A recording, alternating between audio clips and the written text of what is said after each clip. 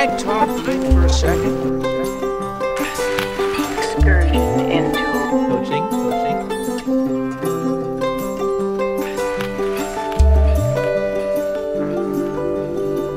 All right, here we are talking about coaching. I'm Yannick, and I'm here with a super exciting guest, Beth Clare McManus. McManus, yeah, hello.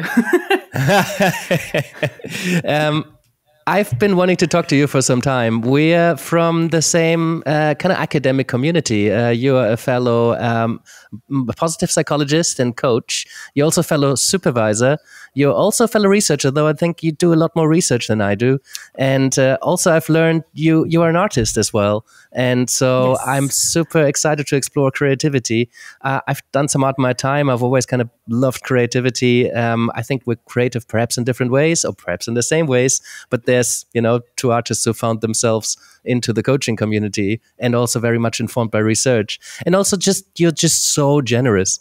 That's something that really stuck out for me. There's a couple of groups that we share on WhatsApp, and you're just there, like so regularly, just helping people out. Anytime somebody asks for some research, you're like, oh, this is not just, hey, there's some research, but also I found a copy for you, and here's some thoughts, and here's some things to think about. So I just noticed how present you are and how giving you are, and just so warm and authentic and humble and really professional and really switched on. So I really admire your work and you as a person. So it's a pleasure to talk to you. Hi. Oh, thanks, Yannick. That's making me blush. That's so kind. And, I think my reflection on that is just it's nice to be nice. If you can help someone out, then why wouldn't you? And yeah, I think, you've mentioned the various aspects of my professional identity there. And I think that being a researcher means that, or what it means for me is really helping people understand that there's good research out there, and trying to make it as accessible as possible for people is the best way to kind of get it in as many hands, I think. So, yeah. I think we also share that, because for me, it was around existentialism and the complex, convoluted philosophy that I really wanted to make accessible. And there's so much in research that is just, if you give someone from the street a journal article, chances are they're not going to finish it. And also they're not quite going to get what's in it, because you kind of need to get into academic language to distill some of this stuff. So it's really important to translate it. And journalists historically have not always done a fantastic job at translating the science into good messaging. Yeah, I think it's a great point, because I try and write, even though I publish academically or kind of seek to publish academically, I always try and write it in an as accessible way. That was very difficult to say. In an as accessible way as possible within the constraints of academic writing. And, I'm supervising a dissertation student at the moment, and that frustration that I've certainly felt around but why do I have to write it in this stupid way? It's like, well, kind of because you just do, but also, it's good to have the conventions and the format, because it means there's a lot of consistency, and it means that, it stands up to sort of scrutiny. But there is always a big part of me that's just like, why are we using this language when it means nothing to anybody and nobody's ever going to do anything with it? Surely the point of doing research, or certainly for me, is that people might then take your idea and do something even better with it. Yeah. That if they can't understand it, then you failed, I think. Yes. Well, the podcast host has learned over the years that, that kind of language in academia, I think to some extent it's important, because academic writing is supposed to be as clean and unbiased as we can. It's supposed to be as homogeneous as possible, so that the global research community can agree on a similar language, not just, German, Spanish, English, Japanese, Chinese, but that we have a similar way of expressing things that isn't colored kind of by emotional language, or, that is really trying to get to the point. And as a German, I can appreciate that, right? Because I think culturally there's something around trying to be quite direct and be quite clear and clean in how we describe things, which is very important when we describe scientific principles. But it's not about this being engaging. The knowledge itself and the data itself should be the engaging thing. So I do get why it sometimes needs to be dry, because it's not just dry, it's just clean, or as clean as possible. But then it's also really nice that the research I remember the most is the research that was presented in a more engaging way.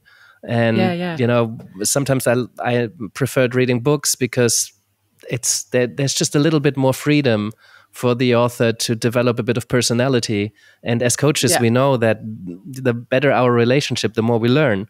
And if somebody builds a relationship with me through good writing and through maybe sharing some personal stories, that's really helpful to retain knowledge and really engage with the subject matter. It's just not how scientific language works. Yeah, and I think like one of the conversations I was having with my dissertation student was about their abstract, and they'd written, it was like a really scientifically sound abstract that kind of said, did this, these are the results, here's some future thoughts, very condensed. And then when they'd written their conclusion, the opening 2 lines of the conclusion were like really strongly the why, like why does this research matter? And I was like, pull that out and put it in your abstract, especially if you're going to publish, because like there's no way if I read your abstract as it is on a published piece of work and I didn't have any engagement with it, I might skim your article and be kind of vaguely interested, but I wouldn't really feel a connection to like, why should I care that this research has been done? Like, why is this particular participant pool of 10 people really actually quite exciting and interesting? And it's like, because your conclusion, you've felt more able to put you in there, like your why is more clearly resonating, whereas your abstract felt like almost 100% academically written, whereas the body of the text is like, there's a bit more of you in there. And it's that balance for me. Like I'm always going to look at a title and an abstract, and then if I think there might be something interesting here, or it's been written in an engaging way, then I will spend the time to read the paper and really sit with it and try and understand it. If not, I'm probably going to skim it and, still think, there's something of interest there, but I'm not going to build a relationship with the research in the same way that actually the many hours we spend doing research, like you want people to care about it, surely. Like you want people to not just skim it and think, well, that's fine. Like you want people to get why it's important, like why it was important to you. So I think that there's a balance. Yeah, can you see, or do you project that there's going to be a change in how abstracts are written, for example? Because abstract was supposed to just summarize the research rather than sell the article so that somebody would actually go ahead and read it. I have mixed feelings about that. Yeah, I don't know. For me, I think that it's not just within research. Like we are so overwhelmed with information and choice, and any search term that you put into a database or even Google Scholar will get you like hundreds, if not thousands, of results.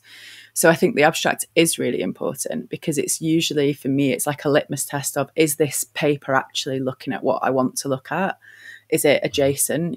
Is it actually like the title has come up and seems to be really relevant? But I'm probably, particularly as someone doing research and so reading a lot of papers, I don't actually have the time to read something that's interesting but not super relevant. Like, I kind of need a way to whittle it down. And I think that the abstract is important within that. Like I get where its purpose originated from.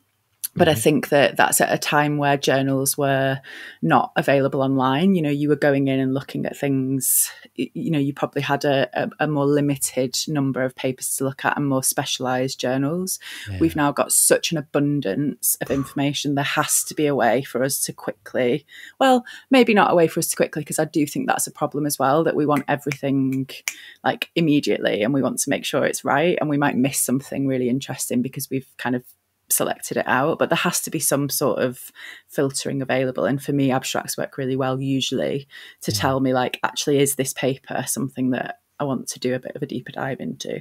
Yeah. I think the only critical voice in my brain is like, well, when it comes to why is this research important, to some extent there's like, well, you can make a general case for why this is important, usually on the basis of the literature review and why we need this, or maybe make a link to application. But I think whenever we talk about meaning and purpose of something, there's quite a personal perspective on this. So I would worry that if that makes it into the abstract, or if it gets a much more prominent part, then I think it's often a personal perspective of why research is important. And I think as practitioners, you and I, we are passionate about applying the research, but then knowledge is just knowledge and can be applied in so many different ways.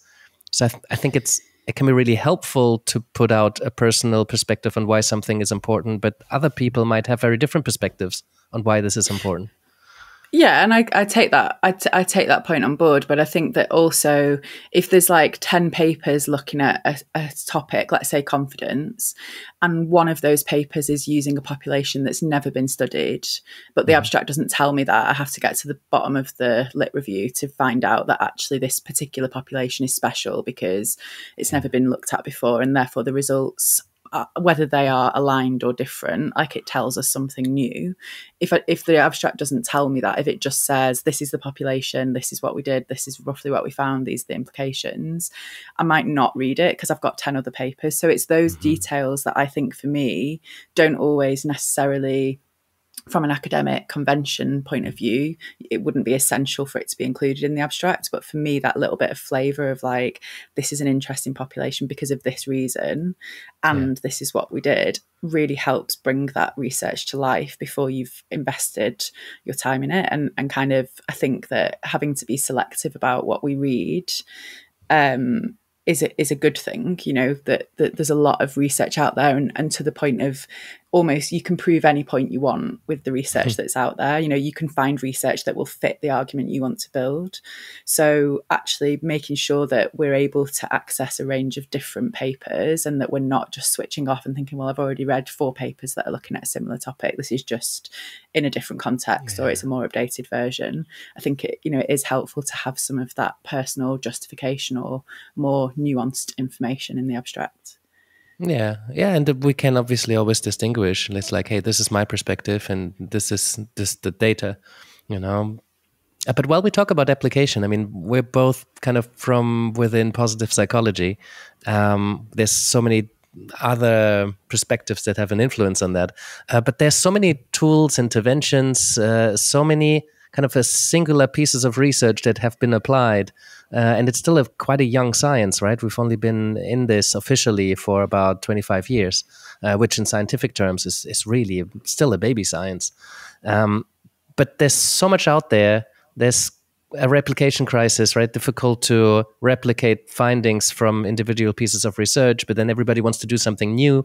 So we're really still very much working on this. So with all this knowledge and research, these interventions, these exercises that are available, but relatively, a challenging research base on it yet.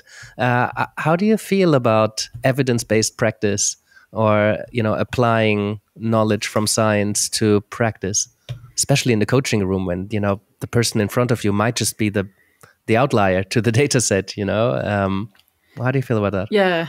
I think a big question. I appreciate. It's a big question. I'll start with something that, I think it's slightly funny, but just by way of kind of how I arrived at positive psychology, because for a number of years I'd been working. So my original background is in organisational psychology, and I had been working in the sort of organisational wellbeing space for a number of years, and I kept hearing things about positive psychology, and I was like, science of happiness, no thanks, not interested in that. And I think for those who are not, for people who are maybe listening, not super familiar, I'm from the northwest of the UK, and it's sort of famously a bit dour and like not particularly, I wouldn't say we're unhappy, but that's we not would very probably yellow, think, yeah, we would probably think, well, I thought that like the science of happiness sounded a bit, just a bit like a bit wet and unnecessary. And I had a similar response when I was doing the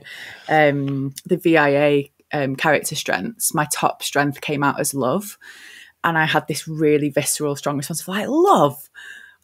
Like, there's like bravery and courage and creativity and all sorts of like really like for me, like really aspirational traits on there, like strengths and love. And I have come to terms with it. I do think it is my greatest strength, and I really love is my greatest strength. But so I think having arrived at positive psychology from quite a skeptical lens has really helped me, because it's meant that I haven't immediately wanted to jump into doing a load of positive psychology interventions or PPIs with people.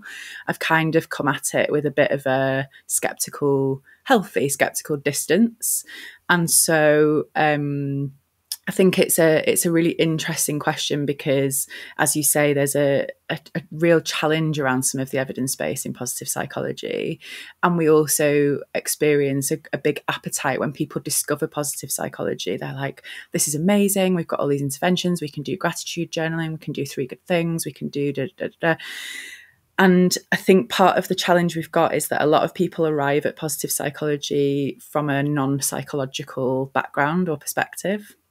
And so they don't necessarily have practice in the criticality of what does this actually look like, so if we look at a study that's been done with 20 students 20 years ago, is it going to work in a one-to-one coaching environment? Maybe, but does the evidence in the paper that we're reading tell us that it's going to work in the coaching environment? Absolutely not. So I think there's this opportunity for people to, like, yes, be critical and kind of think about the environment that a piece of research has been conducted in, but equally it's quite a nice experimental space, which does require some consideration around ethics and other things. But actually we don't know, is the answer. Like, we don't know whether things are going to work, and we don't know if the reason it's worked, as you say, with our coaching client is because they're an outlier. So we can build evidence in our practice over time, and I think it's a really nice field in that way, actually, that the integration between research and practice is still quite what's the word I'm looking for, like it's kind of developing at the same time, and maybe informing, there's people who are taking PPIs, interventions from 10-15 years ago and researching them specifically in a coaching relationship, so actually building that evidence to say this is actually how this works in practice or doesn't work. And I think that's the other piece, is that there is often an assumption, particularly people coming to research new, that you want to do research that proves the thing that you're trying to prove. And actually for me, like, I'm just curious, like, does it work? Does it not? Is there something else going on entirely? Like, it doesn't matter if it works in a way. Like, it's great when it does, and you're like, I've got this idea and I think it's going to have this outcome, and then you're like, great, it's had this outcome. But it's way more interesting when you're like, I've got this idea and I'm not sure how it's going to work, and then this amazing thing's happened, or this completely unexpected things come out of it. And I think that, the opportunity for people to do some testing, whether that's formally in research or in their practice with positive psychology, is really high, because there's a lot that we don't know. And I think the other point I was going to say about how I arrived at positive psychology, I remember even being on the Masters in Positive Psychology and Coaching Psychology, that I explained what my understanding of positive psychology was, and one of the other students was like, "Oh, well, I didn't see it like that." And I'd kind of said, "Oh, what did you say?" I said, for me, it's that for a long time, psychology has worked against the sort of deficit model and kind of removing bad. So getting people to a neutral point. That's like the most simplistic language I could find. Removing bad, getting people to neutral, like, okay. And positive psychology is really looking at, like, but how do you get past okay? So how do you not just remove illness, but actually encourage wellness and kind of get to thriving and flourishing? So it's really not just getting people to the point of being okay, but getting them to being, thriving and being really well.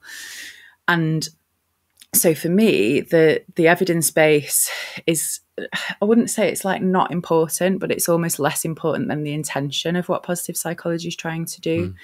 Because I think, exactly. Because it's like, it's good to know whether something works or doesn't work to enable someone to thrive.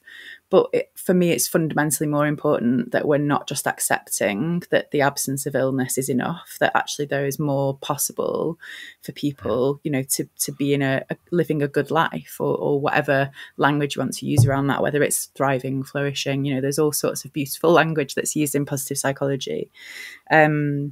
So I think the research, like, it doesn't worry me, because I think I see it growing, and I see people starting to ask more questions, and I see people that have arrived at positive psychology from a non-psychologist stance starting to build that criticality and questioning. And I think that's really important. It's an emergent field, and all we can do is really encourage people to ask questions and not just accept on face value what's there. But, you know, I think there's lots of positives there.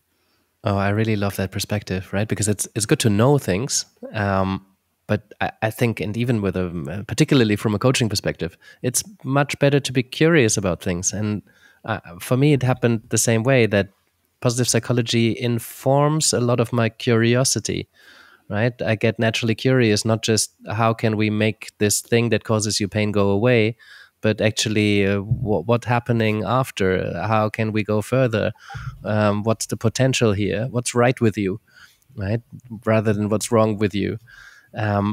So if we allow positive psychology as a lens, as a perspective to inform our inquiry, inform our questions, inform what we're curious about, then the research is less important than adopting the lens when we meet people. Yeah, so, I think so. And I think psychology is always a really interesting subject from a kind of evidence-based perspective, because there's so many different schools of thought. And depending on where you sort of sit philosophically, you would argue against someone who can evidence from their philosophical standpoint, you know, that black is black, and you could argue that black is white from your standpoint. So there's also that piece that comes into the mix with psychology, where, like, it is a science, but it's not a hard science. Like, I don't think there's ever that kind of black and white, right and wrong answer in the same, like, you almost have to be quite a critical thinker to be a psychologist. You have to, even if it's like, this confirms everything I've ever thought, you still have to be like, hang on a minute, what's the bias that I'm allowing myself to get into, and what do other people say? You know, what's the alternative perspective? What can I learn from that? Not like, how can they be so wrong, but actually, like, where might I be wrong, and like what's going on from that other perspective that I might be missing. So I think psychology is a strange science in lots of ways from that perspective. Yeah, that's the social sciences, right? It's so helpful to take that traditional science model of, okay, here's my hypothesis, this is what I think is going to happen, this is my assumption, and now I'm going to test it. And if it's right, great, we can go further from that. And if it's wrong, we can figure out what happened there. But in social sciences like psychology, it doesn't, there's so much more that we need in order to gain a good perspective. And in the coaching room, science just becomes one perspective to inform the work, right? Philosophy is another perspective, common sense is another perspective, spirituality might be a perspective. I really love coaching for that, because we are tuning in, first of all, human to human with another human being, and then science or philosophy or common sense or spirituality or whatever else might come in and allow us to be curious about certain things.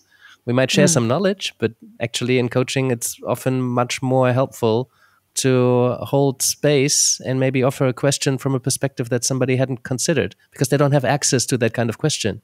And that's why it's so powerful to be met with a coach who's coming from a particular perspective that you don't share, because they're going to ask you different questions. What's right with you is a question that most people don't expect when they come into a coaching room, right? And you can ask that question in multiple different ways, you know, that maybe don't sound so awkward. But I quite like an awkward question sometimes. I think it can be like feeling a bit jarred or confronted by something can make, you know, you might have a slightly awkward response, but I think you can get to the truth perhaps more quickly with something awkward than something, you know, more eloquently.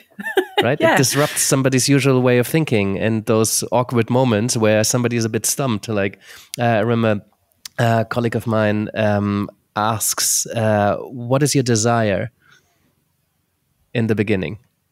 Rather than what do you want or what's your vision for the future, what would you like to get out of the coaching? What is your desire? And then people look at him a bit blank, perhaps. What do you mean? It's like, yeah, like what's your interpretation of that? Like, it's not about exactly. It's not about the question asker. It's about the receiver and how and what lands. And maybe it doesn't land. Like maybe if someone said to me, "What's your desire?" I'd be like, "I'm now just singing Freed from Desire in my head and I can't get past that. And I've lost all connection to, my stuff." But it's giving you something, right? You're going to have a response. It's like stimulus response, whether it's positive or not, doesn't matter. It's like, yeah. That was Simon Weston, by the way, that his name escaped me for a moment. Super critical mind, by the way. Really, nice. Really worth following. But in that application, in coaching,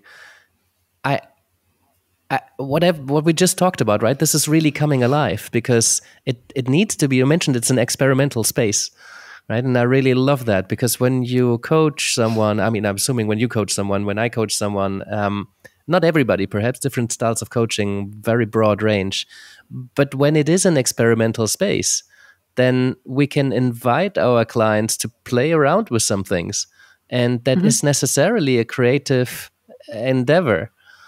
So I'd love to open that door into creativity. I'd love to learn a little bit more about how your past as an artist has influenced your coaching practice, why coaching and supervision are, creative engagements. What is creativity to you?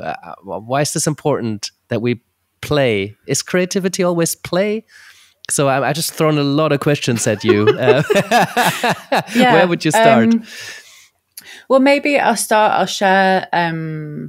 My view is that coaching is a creative act, right? I think that all coaching is inherently creative. Might be controversial to some. That's okay. This is just my perspective. When I was doing, when you say creative, what do you mean? Well, I'm coming on to that. So. So when I was doing my research as part of the Masters in Positive Psychology and Coaching Psychology, I was researching the use of music and mark making in supervision to see if it supported reflective practice. And I came across this, a book actually by Joachim M. Fuster. I think it's an M. It's Joachim Fuster anyway. Joachim M. Fuster.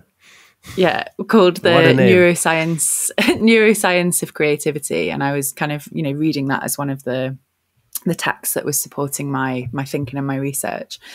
And he has this chapter where he describes creativity as a memory of the future, or I think that might be my paraphrase of it. But he talks about in the present moment when we are met with a decision. So for me, lots of time in coaching, people come because they are stuck or they are facing, might not be as overt as a crossroads, a choice between A and B, but they're kind of questioning where they are and they're thinking about where they want to go. So they're in this present moment decision point. And he talks about this present moment decision point as a convergence of everything that has ever been before for us. So all our memories, our values, our ethics, our morals, like kind of everything that we've ever done and ever known, either consciously or subconsciously supports us. And then going into the future, there's a divergence into everything that ever could be.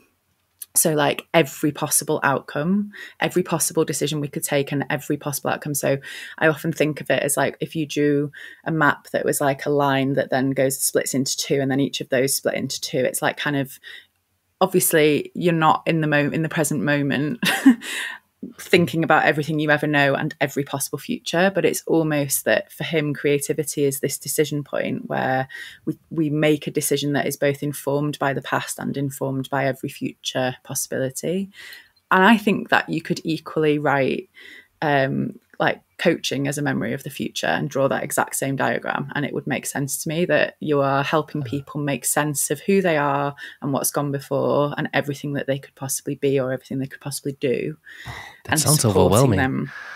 It's quite a lot, right? But you're not really, well, in my coaching, I'm not exploring every possible future possibility. We're not mapping that out, but we are maybe considering a few different options and thinking about how that might interplay with our values or how that might interplay with our relationships or other things that exist in our life. So for me, when I read this, it felt like this penny drop moment for me of like, oh, I don't know if I would have said before that I thought all coaching was a creative act. But fundamentally, if we think of creativity as bringing something new into being, which is how I like to think of creativity. Like coaching is that. We are surfacing information in the pursuit of bringing some new action or new behavior or new mindset or new thinking into being.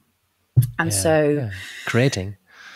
Yeah. And then on top of that, the research that I was doing, there's some really interesting things in there, I think, around creativity and creative identity, and specifically my identity as an artist. And I've gone on to currently doing a PhD, and one of my studies, which hasn't been fully developed, so might evolve from this somewhere, but currently is quite autoethnographical and kind of considering the identity of artist as coach, and kind of the interplay between how that's informing the work that I do, the research that I do, because I think that I can't separate them. And I also think it's quite difficult for other people to separate my identity from my coaching, even if I was turning up in a very hands-off, time to think environment kind of way, which is a bit more programmatic and kind of less personable in many ways than other coaching styles.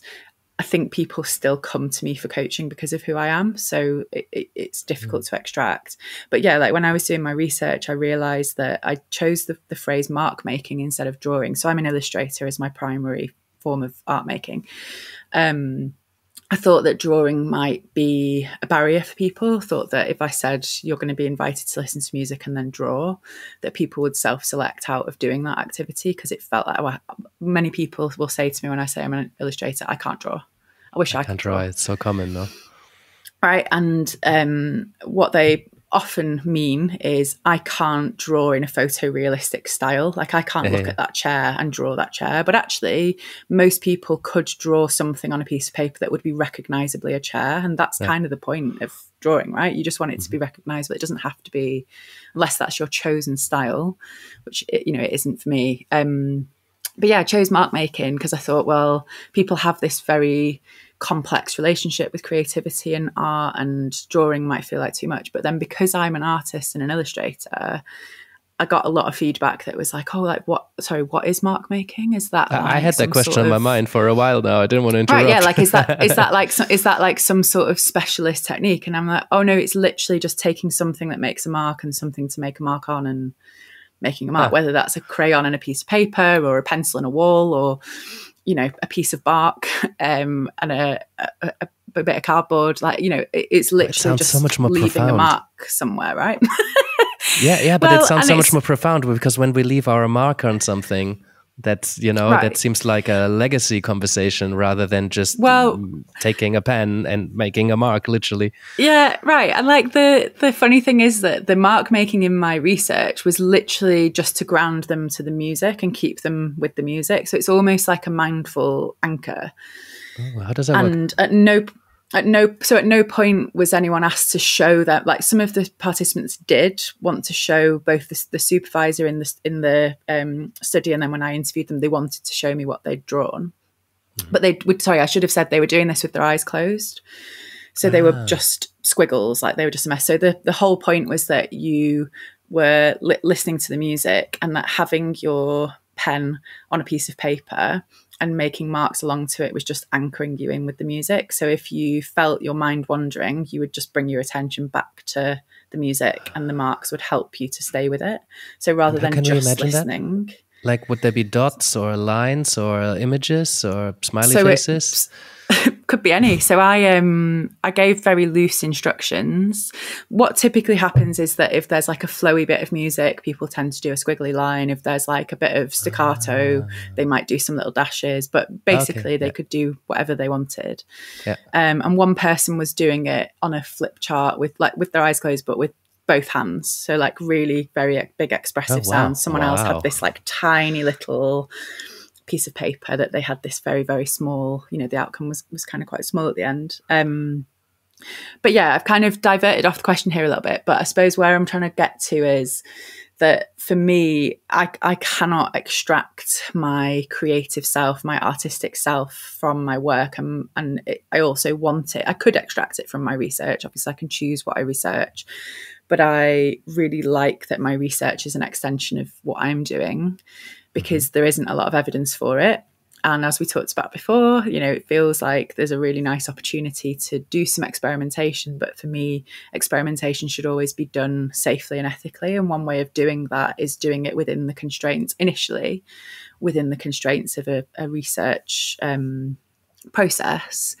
And I think that where it gets challenging is that people have very clear ideas about their creativity and their creative self.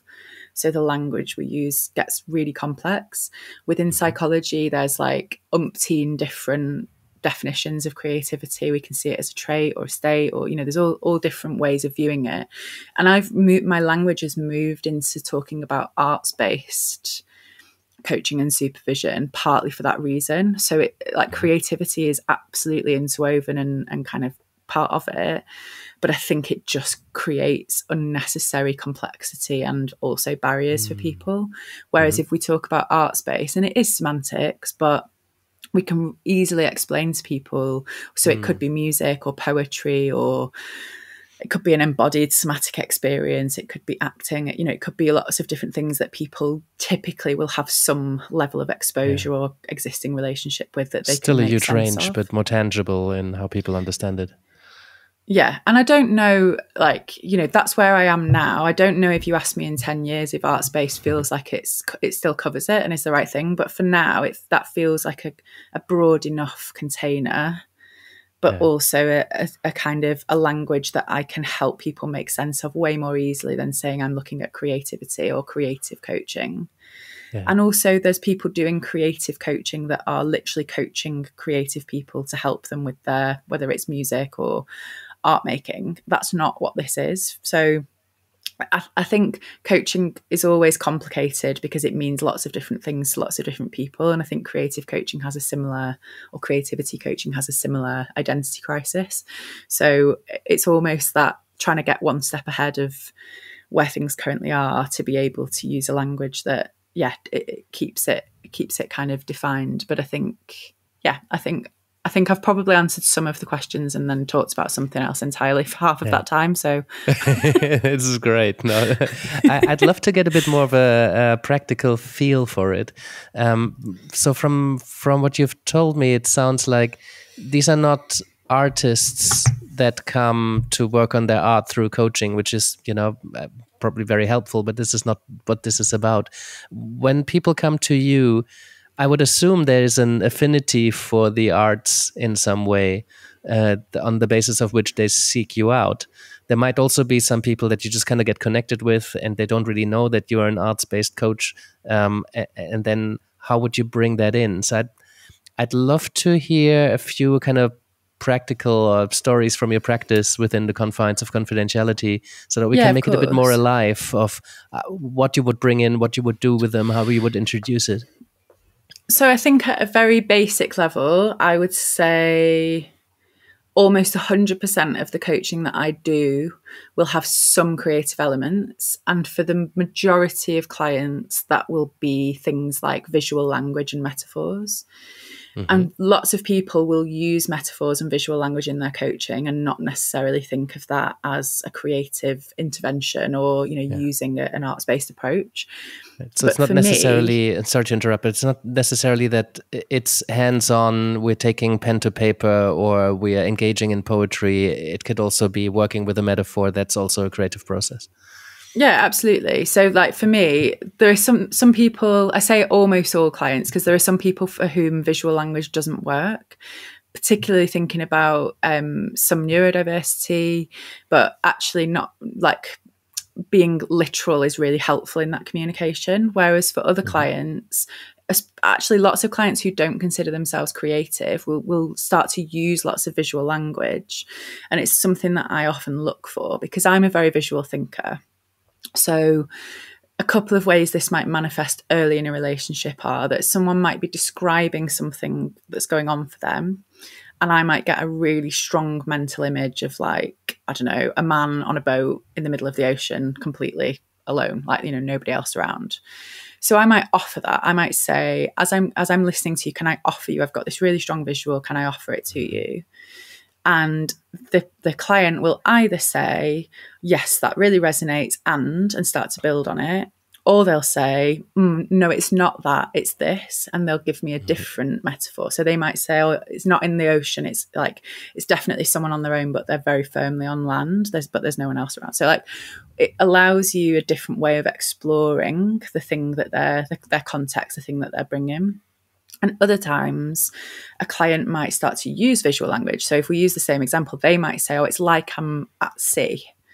And I might then say, can you tell me a bit more? Like, are you just in the ocean? Are you on a boat? Are you on your own?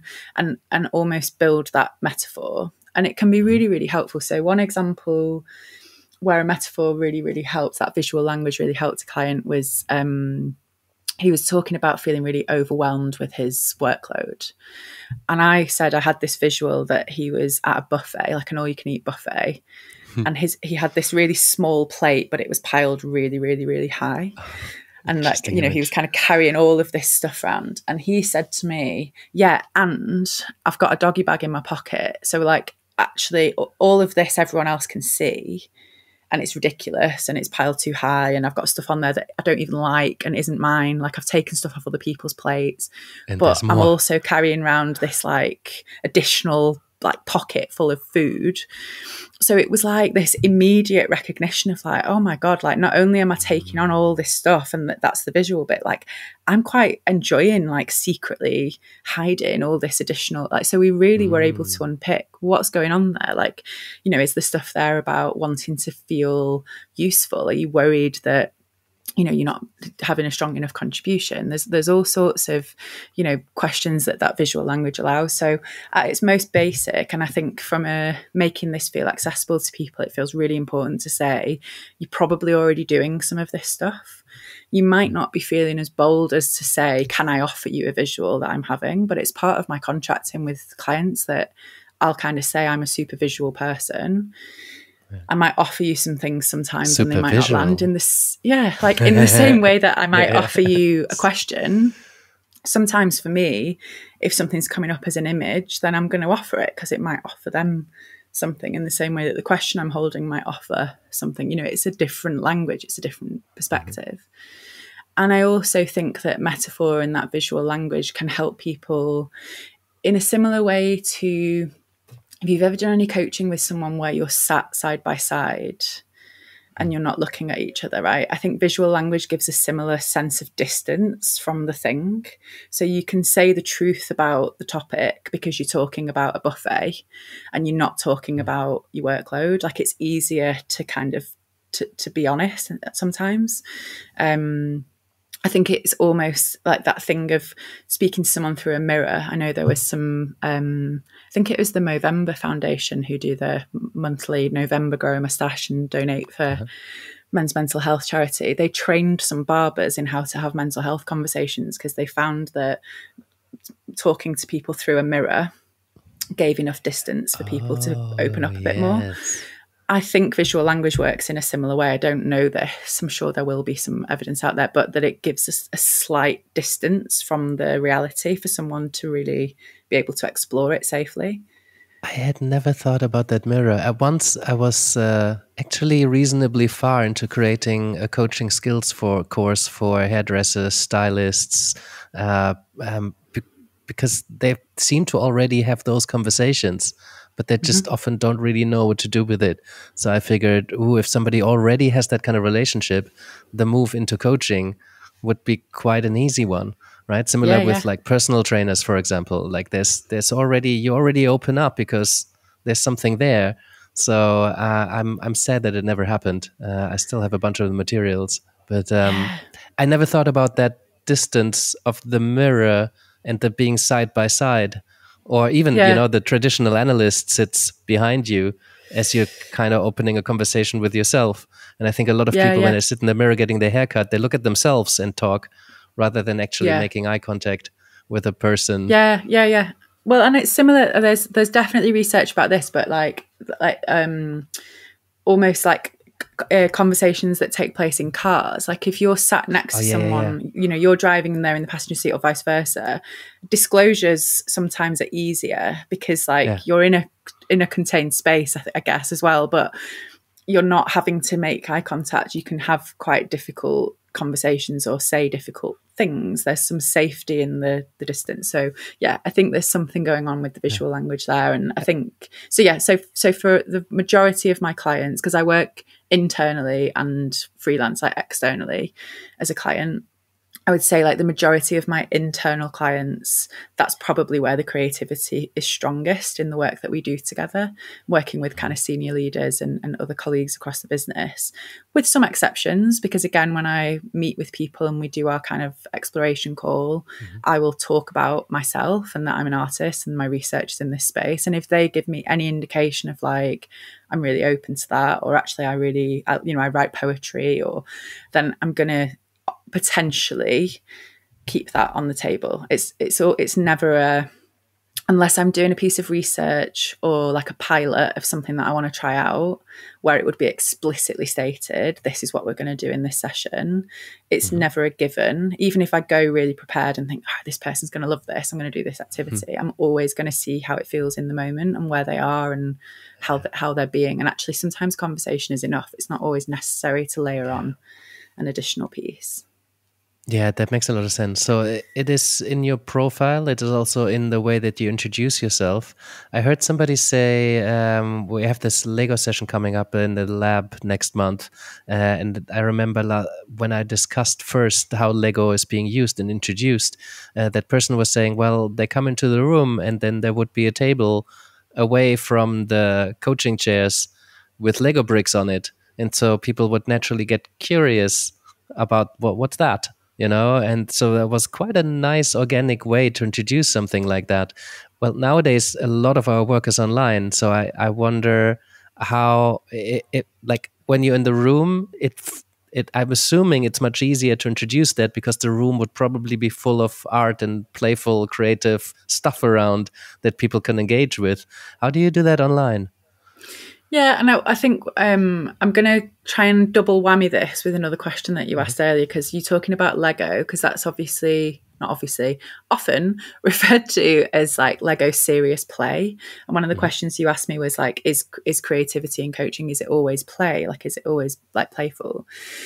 I think that for me, there is an element of playfulness in using some of these arts-based approaches, but it is absolutely not play. And I think that the reason for that is that when we use music particularly, that's kind of where I've done some of my research, music or poetry or other things, it can surface our subconscious quite quickly. And it worries me slightly, like when I do talks about the work that I'm doing and the research that I'm doing, often people will say, I really like using creative problems because we can get to the heart of things really quickly. And it worries me a lot because I'm like, why is your aim to get there as quickly as possible? Like, why do you want to get to something complex and potentially out of your depth as a practitioner? Like, how do we know until something surfaces, whether it's within our experience and potential to work with? So there's playfulness in there, but I think that there's also this real sense of responsibility. There's a real, I would call it ethical experimentation. I wouldn't just randomly on a Tuesday be like, hey, Dave, do you want to have a play about with this? And let's see what we can surface from your subconscious.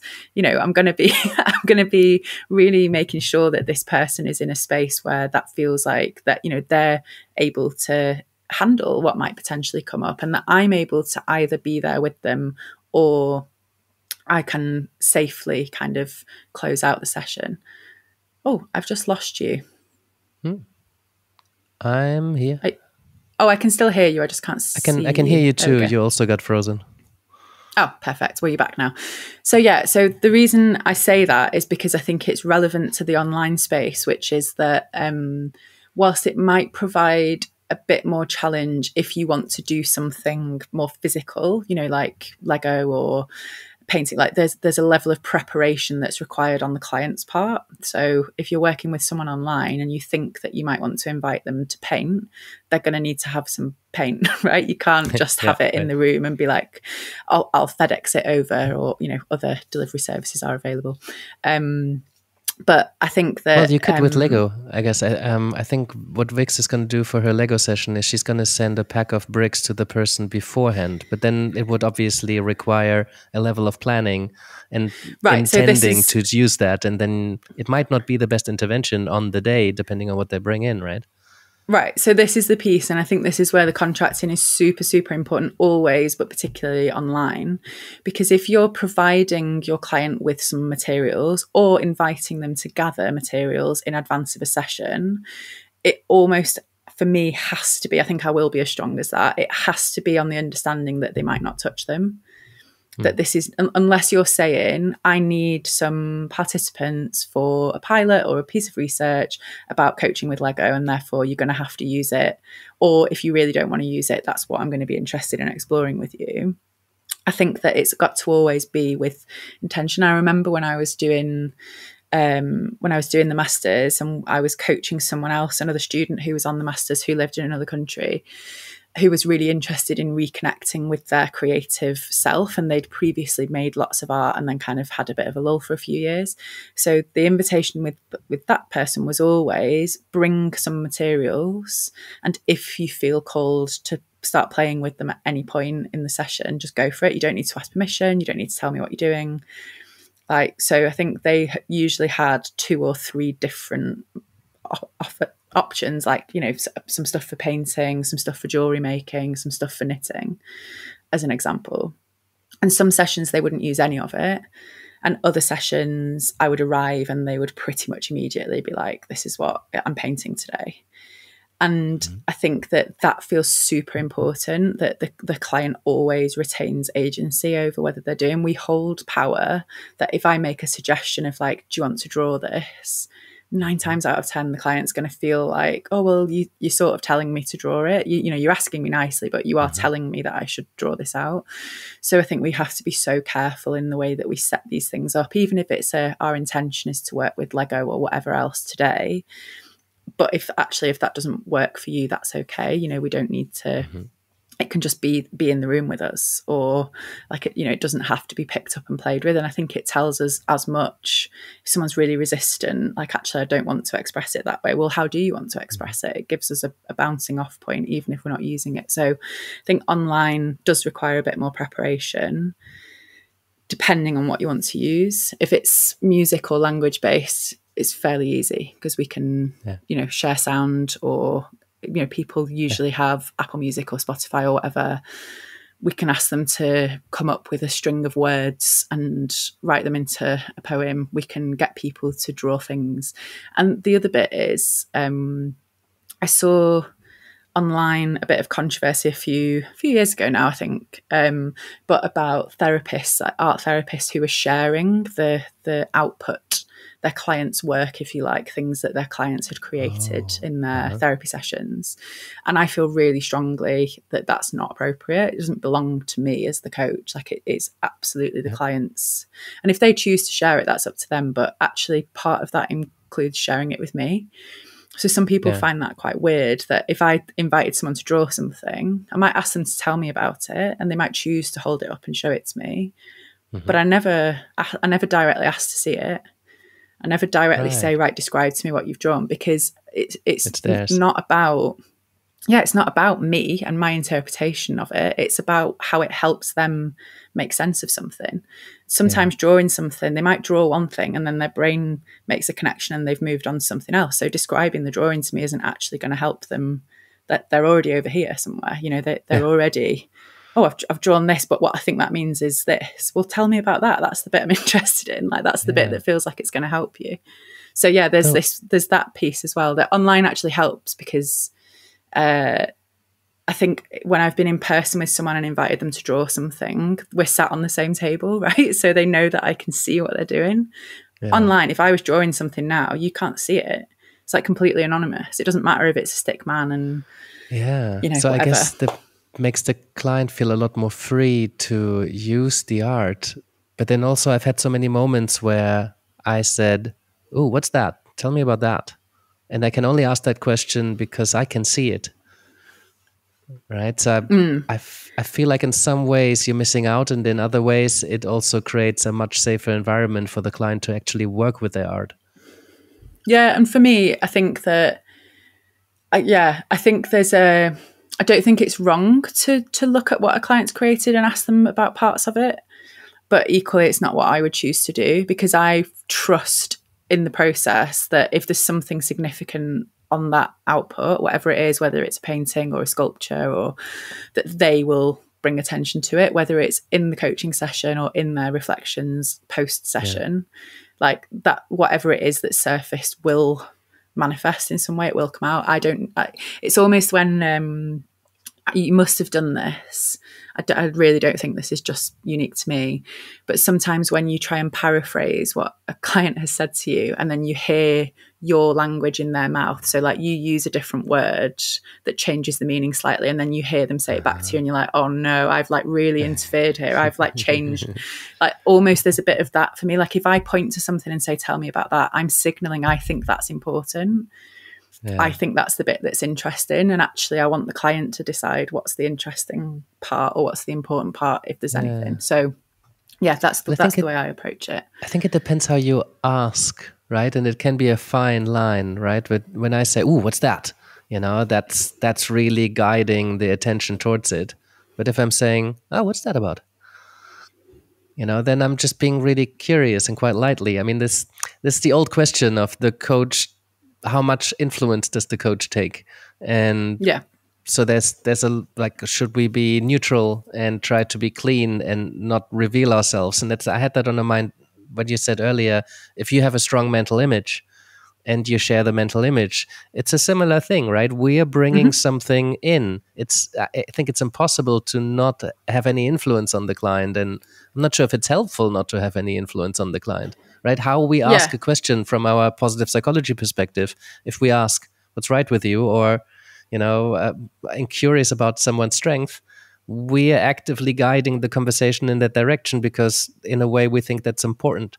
If the client is not taking it, we go with them, but there's always influence that we're asserting. And I don't think that's a bad thing. But if we do it, for sure. Depending how it's done I guess is my point. Yeah, and I think it would depend. So if I was working with someone who I self-identified as an artist or a painter who was painting, the conversation I'm going to have with them about their painting is probably going to look quite different to someone who is like, I'm not creative at all, I haven't picked up a paintbrush in 20 years, I'm going to have a go at this. Because I think that someone who is confident in their ability or their relationship to a medium, in this case painting, can talk about it, like can invite you to say, I'm curious about your choice of colours, or in a way that it feels more like scrutiny for someone who is doing it kind of outside of their comfort, and I think that it will be client dependent. There's definitely different conversations that happen with different clients. And I think that another thing I'll share, because it might be of interest, but something that I've been experimenting with since I became a supervisor. I run some supervision groups, and the creative element in that, I send out what I term an inhale. So I think of my coaching, like the space before coaching as an inhale, the space after as an exhale, like kind of the preparation and the letting go. And so part of the preparation, I've created these inhale documents that have a bit of a theme for the session. So it might be beginnings if it's our first group. And I always send a couple of reflective questions, a piece of music and a word to kind of listen to the music and think about the word. And then I usually pick an artist, and I will have a short, medium and long exercise that people can play around with if they want to.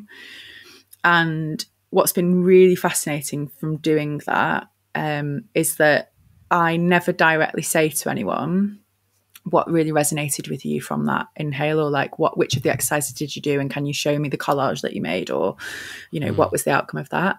But most of my sessions will have at least one person saying that piece of music or that exercise has really helped me, and what it's surfaced is this question. That's what I want to bring today. So the link is there, but it's allowing people to it's, again, this is quite experimental, for me, you know, it's still quite new, but it's allowing people to experiment creatively as part of the supervision process, but without having to then do it in front of a group of people where it might not feel as comfortable. So they're still getting a benefit. It's the link for me is the arts-based or creative approach and the reflective practice.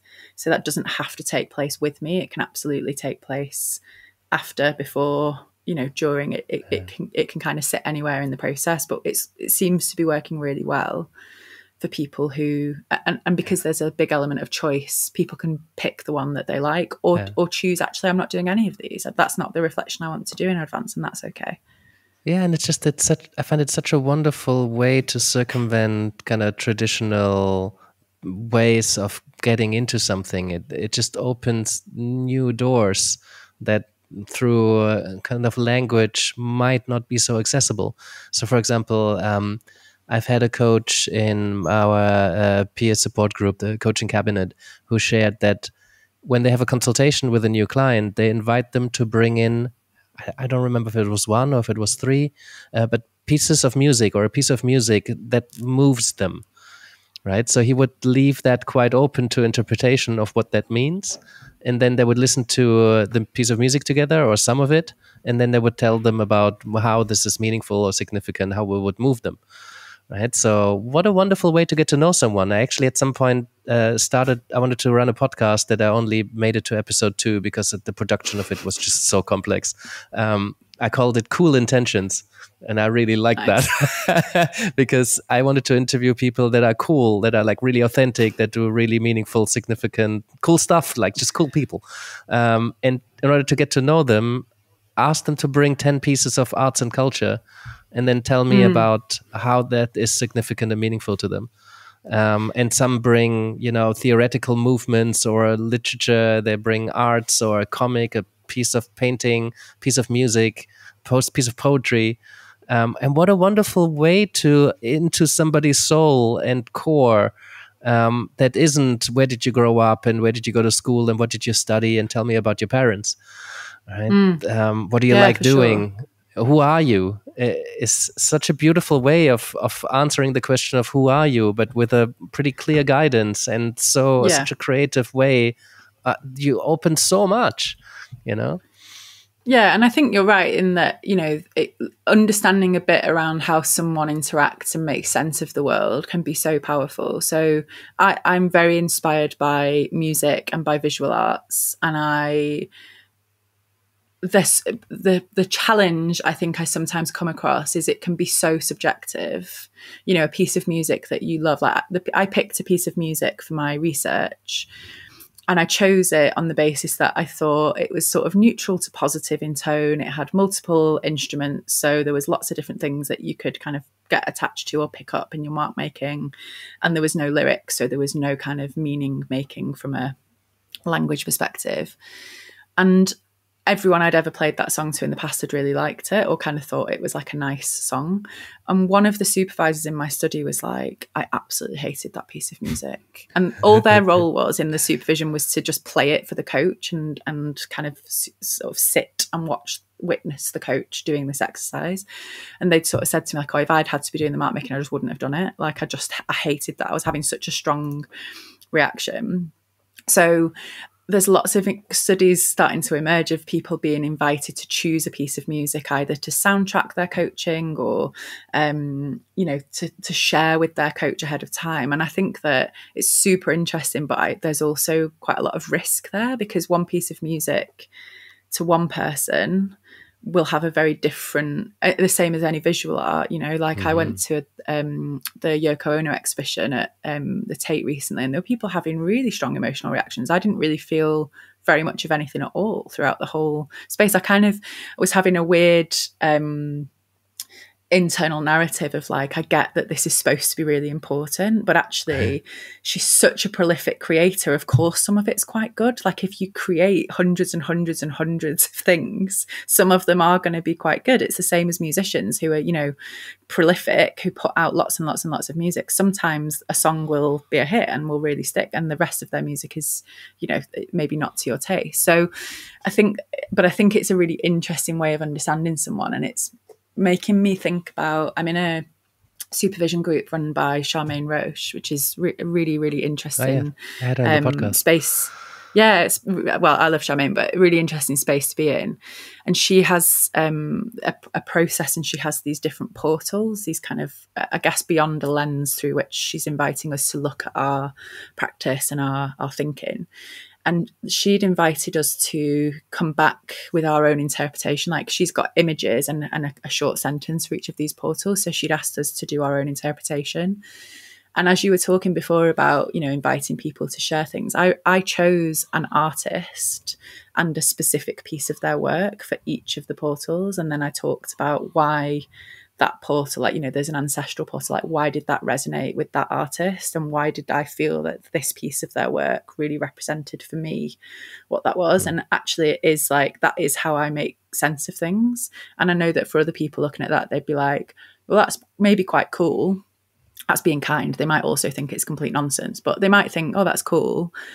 It also might not resonate with them at all. It might not make sense to them in any way, but it doesn't matter because it makes sense to me. And I think there's something really nice about, inviting someone to share something, but also I think as the coach, we need to be careful that we're not trying to sense make what it is.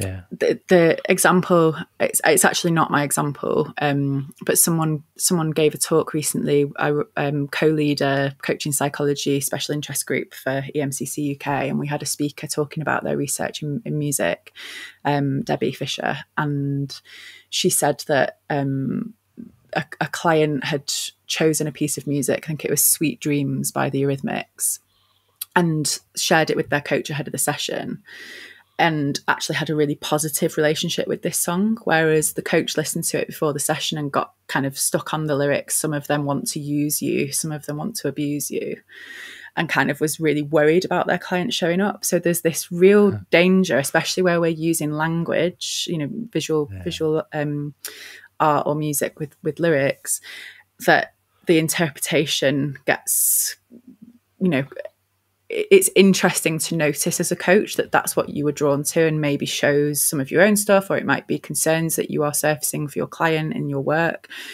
But when it starts to interfere with the work, I think that's where it gets quite challenging with art. We're all going to have our own subjective experience, and it's where we process that, I think, that's important. Yeah, talking about bracketing assumptions, right? Yeah. So much more profound when it comes to art, because the spectrum of possible interpretations is just so much wider, which is the great thing about art. The same thing about picture cards of some sort. They're just so open for interpretation. They're not clear, and that makes it a wonderful tool for coaching and supervision. But we really need to work hard to bracket our own assumptions. What does that mean? What does that shape mean to you? What does that color mean to you? What does that sound mean to you? Yeah. And I think that's why, it's also, again, a tricky part of this process for me, and working in this way, is needing to be in supervision with someone who understands that way of working, because, often working with an arts-based intervention or approach in a session is going to surface a lot of my stuff. If I'm listening to a piece of music, I can't suspend my response to that. I can I can suspend it whilst I'm with the client, and I can sit with their stuff, but I might be also having a strong response. Or, if someone picked a piece of music that I had a particularly significant relationship to, there's an argument for disclosing that, but there's also that's your stuff that's coming up. It's not actually in service of the client in that moment, but it would be good to go to supervision and be able to speak to someone. And I think my view of supervision is that I probably have too much supervision, to be honest. I'm in two different groups. I have my main one-to-one supervisor. I have lots of peer supervision relationships, but I think it's good to have spaces to sort of chat things through. And I definitely take different things to different spaces. But I think it's good to have a supervisor who understands working in this way or has worked in this way themselves. And it's also good to have supervisors that don't, because they can ask you good questions that completely challenge some of the assumptions that you're making. But I think that also feels super critical here. When you're working in a more experimental way, the role of supervision becomes even more significant, because you're working so much in the unknown. You don't know what you're reactional way of being in that space is going to be until you're in it. So yeah, shout out for supervision. Yeah, I definitely shout with you. Yeah, because the coaching is such an interesting space with so much experimentation going on, very few rule books, and even the rule books that exist or competency models or codes of conducts, that they're not accepted by all coaches and don't have to be. I mean, it's part of the beauty of coaching that it's such a broad range, and you can really find a way to approach coaching that is quite authentic to who you are as a person. But it also means very difficult to set good standards. And that's maybe a good segue to talk a little bit about ethical practice, which is something that we had said we're both quite passionate about, particularly in relation to what you already opened. Ask even something simple, asking a client whether that piece of art that they just created, whether you could share that on your social media. You know, if you're listening to this, just ask yourself, do you see anything wrong with that? And if yes, what? There's this quote by Michael Carroll who wrote that much is revealed about a person's character by what does or does not present itself as an ethical crossroads. Right. And I love that, because if you're not really thinking that anything might be wrong with this, there's no conscious decision making. So if you ask someone if you can share that, you might put your client in a really precarious position, because they might want to say no, but they might not want to say no to you. Yeah. And that can really change something in the relationship. Yeah, for sure. And I think that, it's always then comes back to that question for me of like, who is this about? Like, is it about you being such an amazing coach that you've been able to, help your client both create a masterpiece that has also revealed all of their stuckness and helped get them, like, great. But also, why is that the bit that you want to, like, why are you taking someone else's content and making that about you? Like, for me, the client is doing the work in coaching, and it's that whole piece of, I always say to new clients, I don't have a sort of prescribed number of sessions, or, sometimes I'll work with people for a long time. Sometimes I'll work with them twice or once, or, it really depends on where they are and what they need. So I kind of say, like, we will get to a point where you no longer need me to do the thinking that's required to help you progress. And you might have future stuckness where coaching or other interventions might support you. But really, I'm trying to help you build your reflective muscles so that you get to a point of being like, well, this is where I got stuck, and then this is the thinking that I did. And you no longer need me to help prompt and give you those different perspectives and angles. And like, it's quite a strange thing as a profession to say, like, I want to work with you until I'm completely obsolete. Like, I want to work with you until you can basically do it without me. But that's how I feel about the work that I'm doing. And so it's never about me. In fact, it probably starts more about me, and I want to diminish that over time. Like, I want to make it as little about me as it possibly can be. Therefore, the idea of even asking someone, can I share a thing? I have clients who share all sorts of amazing, profound, poetry and things that they've created. That's not for public consumption. It's theirs. It belongs to them. Well, there's a version of this that isn't about me. I mean, I totally agree with everything that you say, right? I think a lot of the goal for practitioners is to get your own ego out of the way so that you can really be in the room with someone and help them figure something out. It's not about you. But there's a version of this where I might think, if I share this image and give people a bit of context, I'm protecting confidentiality. I'm not, mentioning any names or any details that might make this person identifiable. But it might just be really inspiring for other people to get an insight into how powerful coaching with arts can be. And it's a wonderful story to tell, and it might inspire some other people to seek that sort of support, or maybe start drawing themselves, or maybe start engaging in some sort of reflective arts-based practice, which will have a positive impact on them, on their communities, on their families, and their relationships, and on the profession as a whole. And yet, just asking whether you can share someone's story. I mean, in a way, we're also doing that when we're asking someone for a testimonial, which most coaches probably don't really have a big problem with.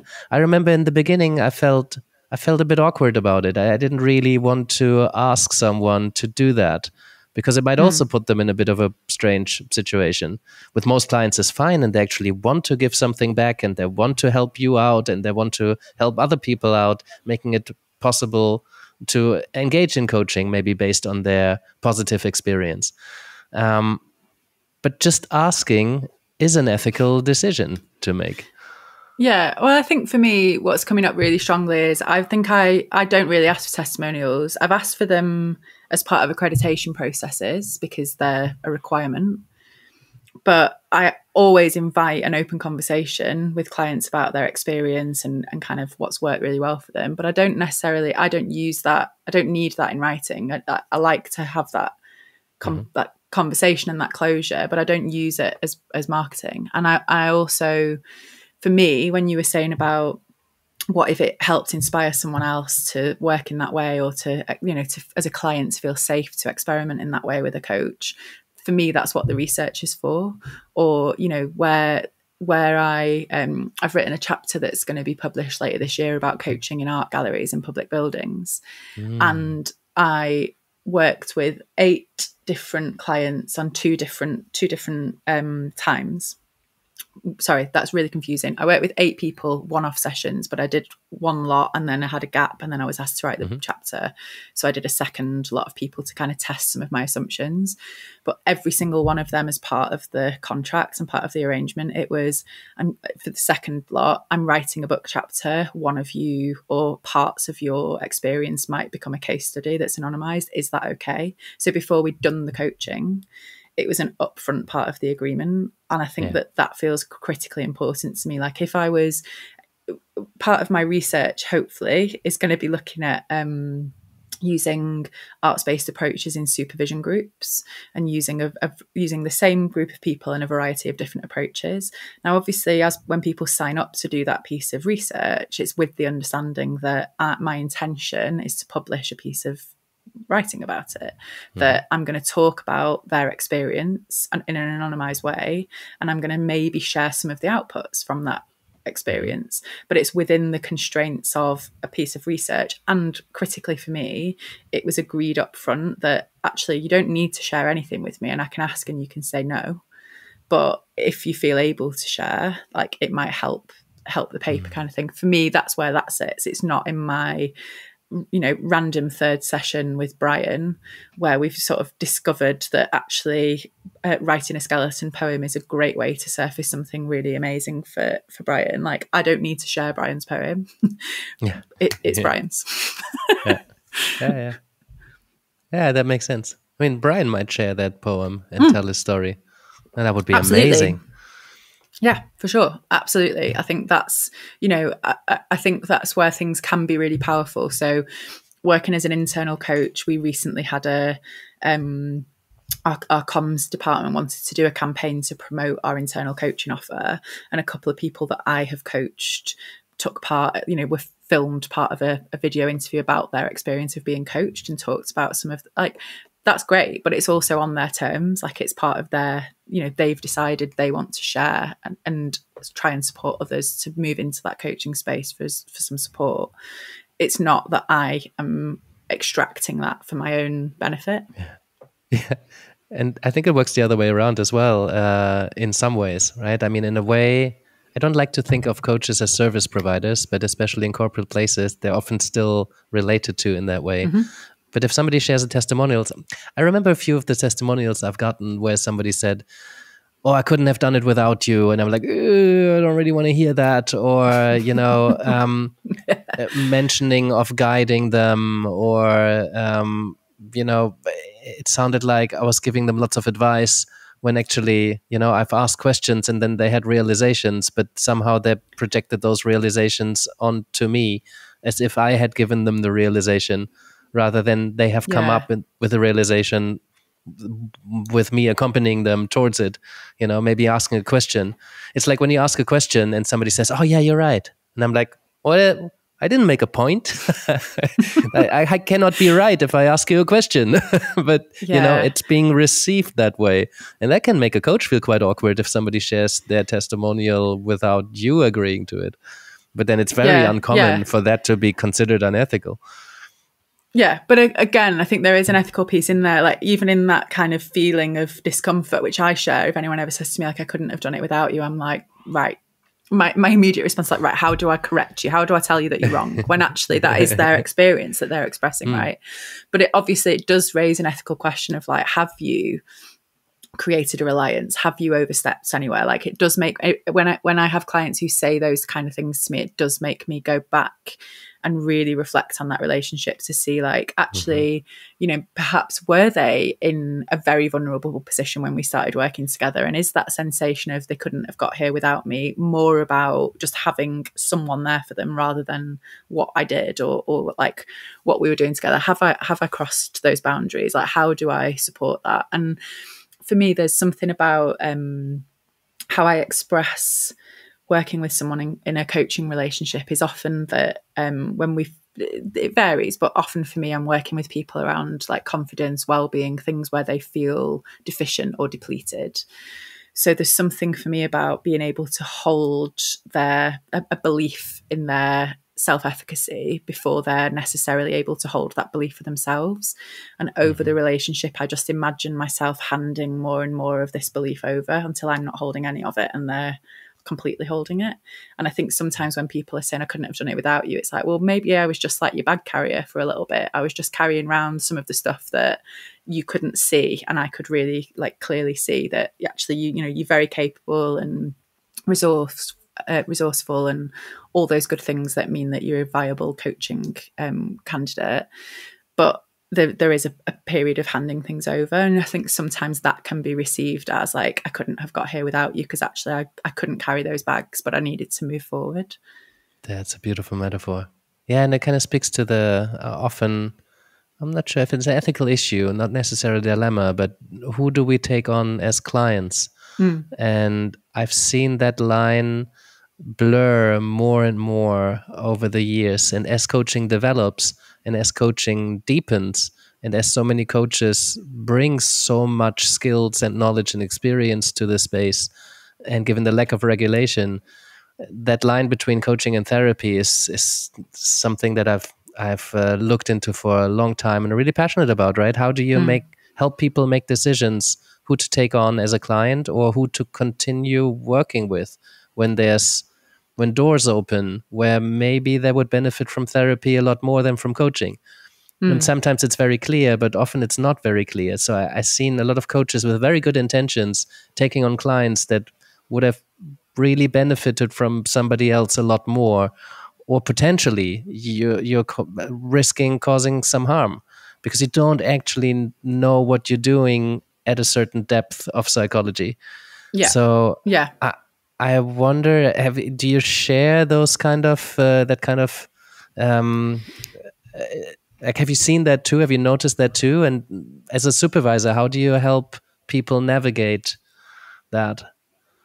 I mean, great segue into the supervision piece, because for me, that's where this sits as the most complex in my practice. I think that I did my supervision training last year with Oxford Brookes with Tatiana Bakarova and Peter Jackson. And I'm dragging my heels. Stage 2 of that process is kind of writing out your model of supervision and then sending it for review. And I'm really dragging my heels. I've got one supervision session left with Tatiana and then a submission to do. And one of the things that we spoke about was that I have these concerns really strongly about what I would term safe practice. I wrote a post about this recently and kind of I see a lot of talk online about coaching needs to be a safe space. And it's often people who are working in more advanced methods or kind of trying to navigate that coach therapy border who talk about the need for a safe space.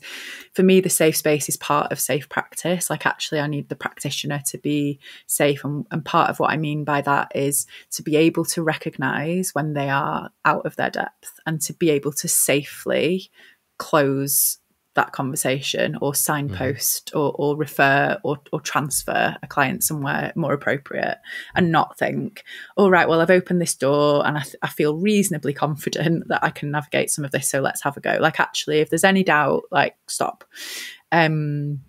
And what's been manifesting for me as I've been developing my supervision model is that some really complex stuff, which I won't go into because it's not as relevant, but just to kind of highlight some of the thinking I've been doing, that I have this real drive around wanting to make supervision super accessible, and that I think it should be available to all coaches, and a recognition that probably for me to do my best work as a supervisor, it's quite niche and there's like a very small number of people that I actually want to work with.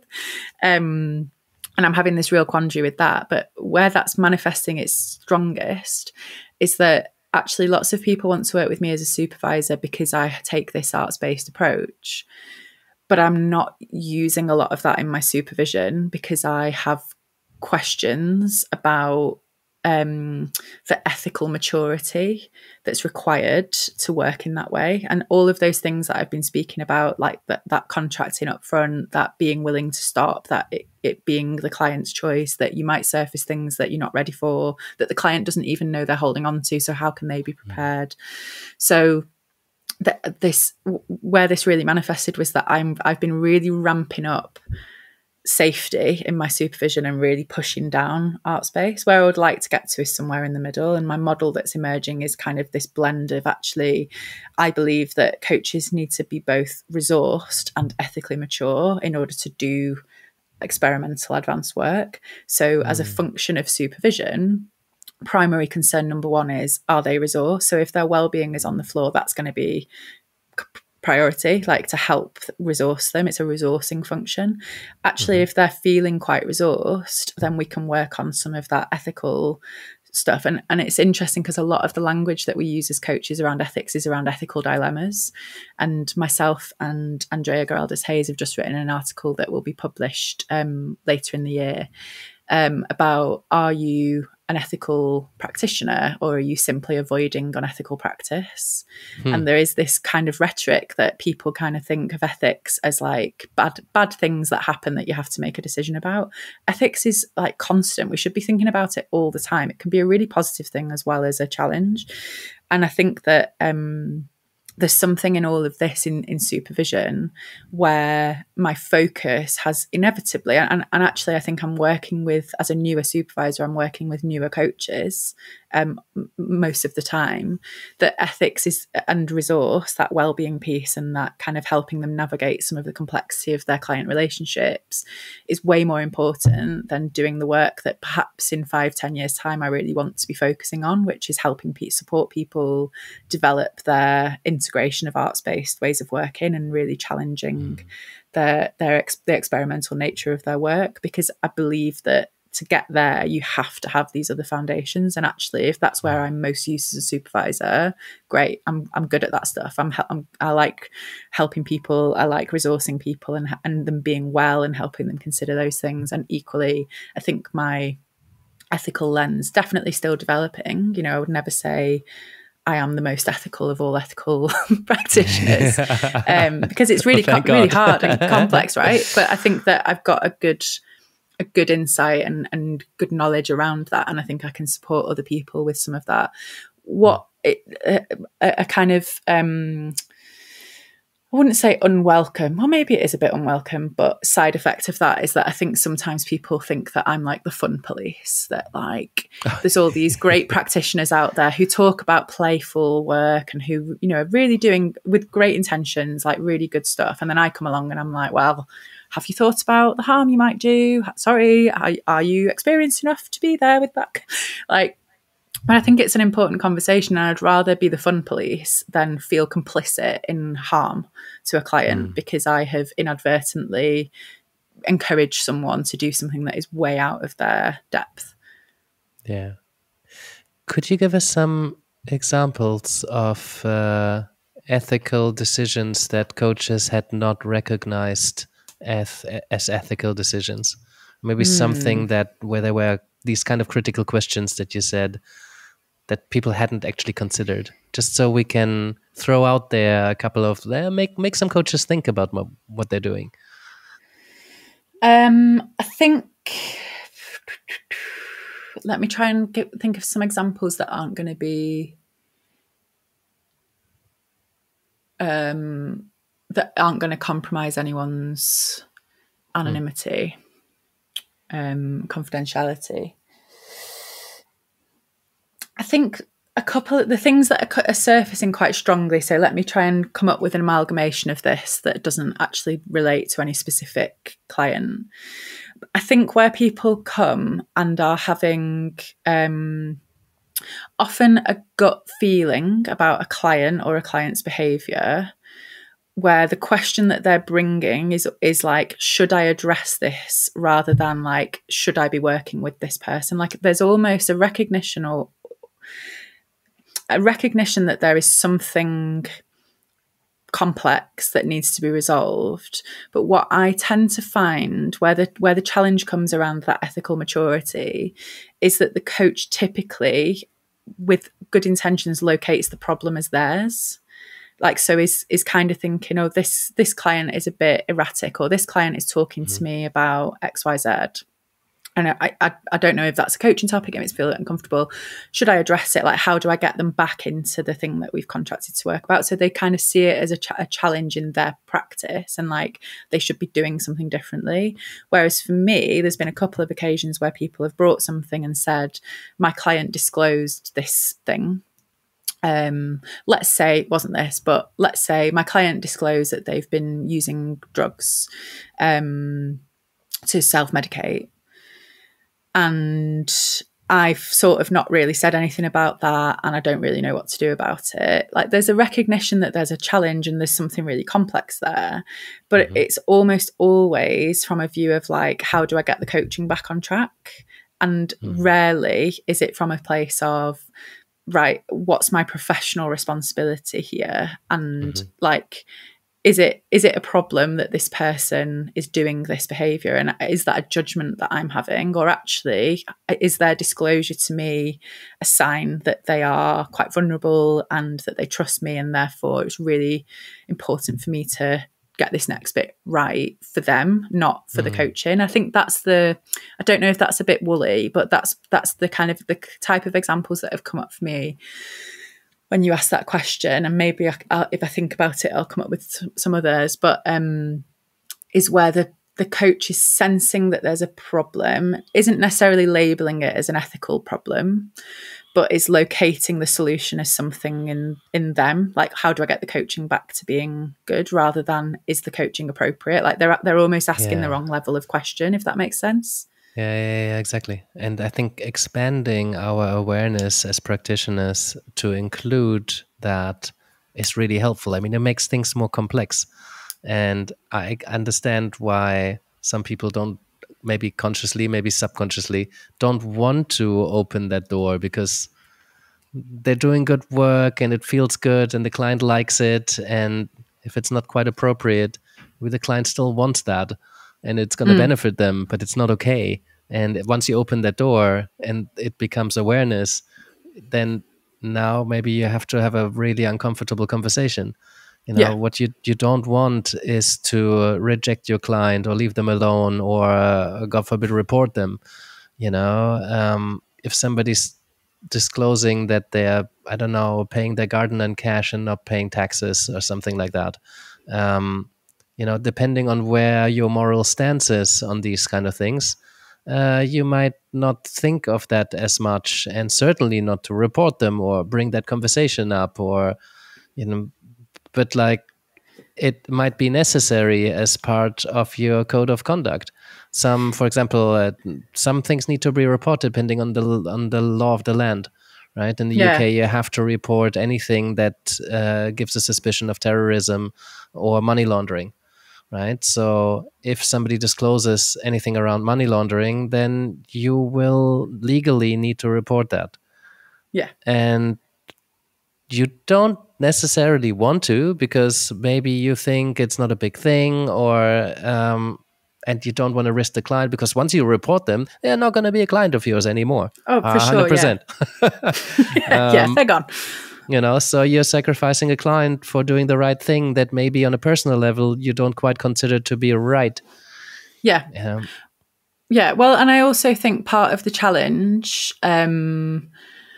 is that I don't think people bring things to supervision around ethics because they either don't think it's a problem. Like you said, if you're never asking the question in the moment, you're not recognizing that there's a potential challenge there.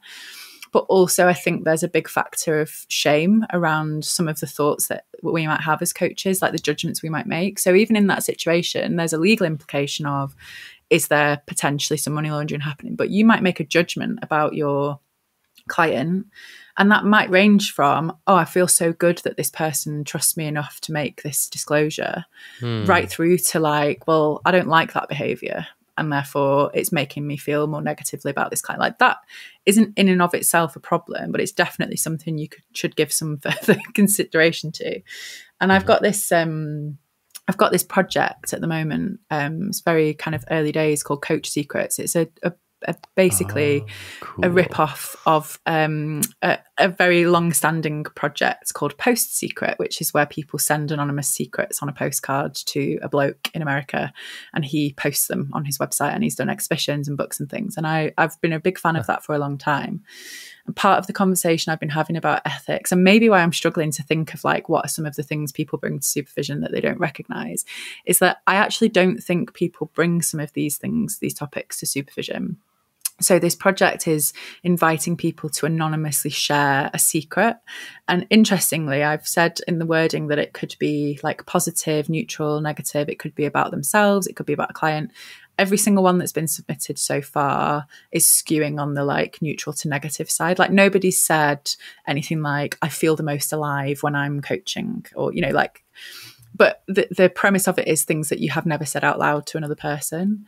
And some of the stuff that's coming through, I've had one that's been received a little bit controversially. That was that I've disliked more than one of my clients. And I spoke to someone whose training originated in therapy, who said that's literally the first thing that my first ever tutor ever said to me, was like, you're going to work with people that you don't like. It's a fact of the job. And then I've had someone else having a really strong reaction of like, not only do I not think it's appropriate for a coach to think that, but it's not appropriate for them to share it anonymously or otherwise. Oh, and the problem for me, so like, and I actually totally respect that, they're kind of polar extremes, but there's lots of different viewpoints in the middle. I totally respect everyone's going to have an individual response. And I've framed it as an art project rather than a coaching project, because I am kind of, the response is part of what I'm interested in. And I've deliberately shared them on Instagram with comments switched off and likes switched off, because I think that I'm worried that people might then, obviously, if you've submitted something, that's yours when it goes up. So if you looked and saw loads of comments underneath it saying this person shouldn't be practicing, and this is completely outrageous and whatever, it's not helpful. And the point of doing it for me is partly so that as a practitioner, whether it's in a supervision setting, a research setting, or just in a practitioner setting, I've got a better awareness, and I can share that with others, of some of the things that people are not saying out loud, that like actually saying, I don't like some of my clients. Or I've had a couple of submissions that are like riffs on the same theme of like coaching's a pyramid scheme and like, coaches just sell to other coaches and become supervisors so they can get coaches as clients and all of that stuff, which like, actually, I think I agree to an extent with some of that. But, so some of it's a bit provocative, like it's a little bit punchy. But I think that's the reason I'm doing that, is in part because I think there's a lot of stuff that doesn't get talked about. There's conversations that are not happening even in safe supervision and safe peer spaces. People still don't necessarily feel willing to say, I've just coached someone and I actually think they're a total jerk. Like, I really don't like them. And actually being able to have the conversation with someone about like, should you be coaching them? And the answer potentially being, yes, it's fine as long as you manage your emotion. Like, it's an important conversation to have, but I don't think we're having it because I think people feel a sense of I shouldn't be feeling like that, or it's just me. Yeah. That's a me problem. It's not a coaching problem. Yeah, and we invite coaching clients all the time to say things out loud that they have never disclosed to anyone before. And partly I had someone in the lab, Joel Voss, Dr. Joel Voss. He was normalizing his client's experience all the time so that they wouldn't feel so crazy and disconnected. And there's different perspectives on this, right? But if you hear that other people have had similar thoughts and you think that's a vile thought to have, that's not okay, and then you realize lots of your colleagues have similar thoughts, it just feels very good. Not necessarily that, okay, I just accept that thought and welcome it, but like, at least I'm not alone. And now I can actually constructively talk about it rather than have all this shame be in the way. And that there's a good argument that, yeah, if you really don't like your client, then maybe you shouldn't be working with them, right? If you like your client way too much. I had one client that I liked her way too much. I was such a raving fan. I could no longer coach her very well because, I just liked everything that she did and how she framed things. And I wasn't able to challenge her much anymore, which is something that she needed. So it was actually important for her to work with someone different. I remember Eve Turner wrote in Systemic Coaching, there was a part where she described how she really didn't connect with the client at all. And it was actually really helpful for the work. And it was really effective work. But I remember one of my early coach trainers once wrote this diagram where you had these waveforms on the coaching end and on the client's end. And sometimes we're aligned, right? But on some levels, we meet and there's tension and there's contrast and we think differently about things. And I think when we're aligned, it feels really good. And there's alignment. There's a lot of learning there, but often there's a lot more learning when we clash, when there's tension and when we share exchanges, different perspectives, antithesis to our thesis, right? Good old Hegel. So I think it can be really helpful to not like your client. But if you spend so much mental energy to just bracket all of that all the time and managing your inner dialogue, then maybe it's really helpful for them to work with somebody else because you're not as present as you could be because you're dealing with your own stuff this whole time. And also imagine like if you're in supervision and you have a good relationship with your supervisor and you felt able to take that there when it first started to surface, you can process some of that and make some of those, like that nuance that you've just described between actually where it's helpful or unhelpful or, it's getting in the way or actually it's just a fact. Like it's just a fact that's happening, but the coaching is progressing as it needs to. The client is happy. You're able to be in the space with them.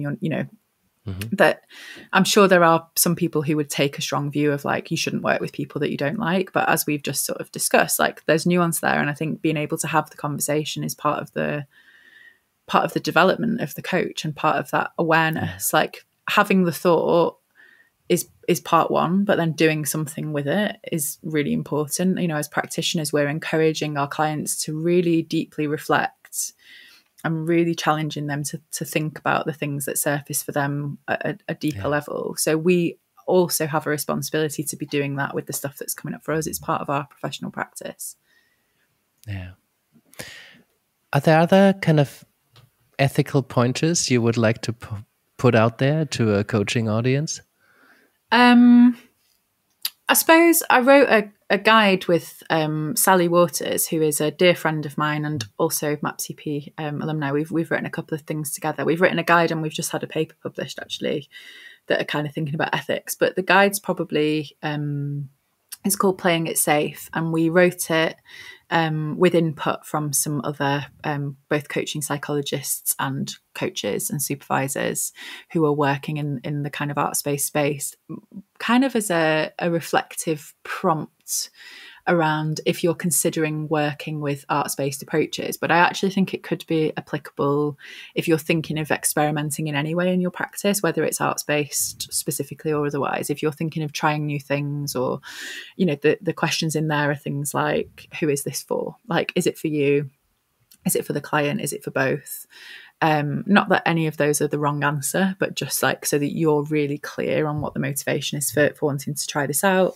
Are you in supervision and does your supervisor understand or have experience in this thing, or is there someone else that you could speak to that might help you?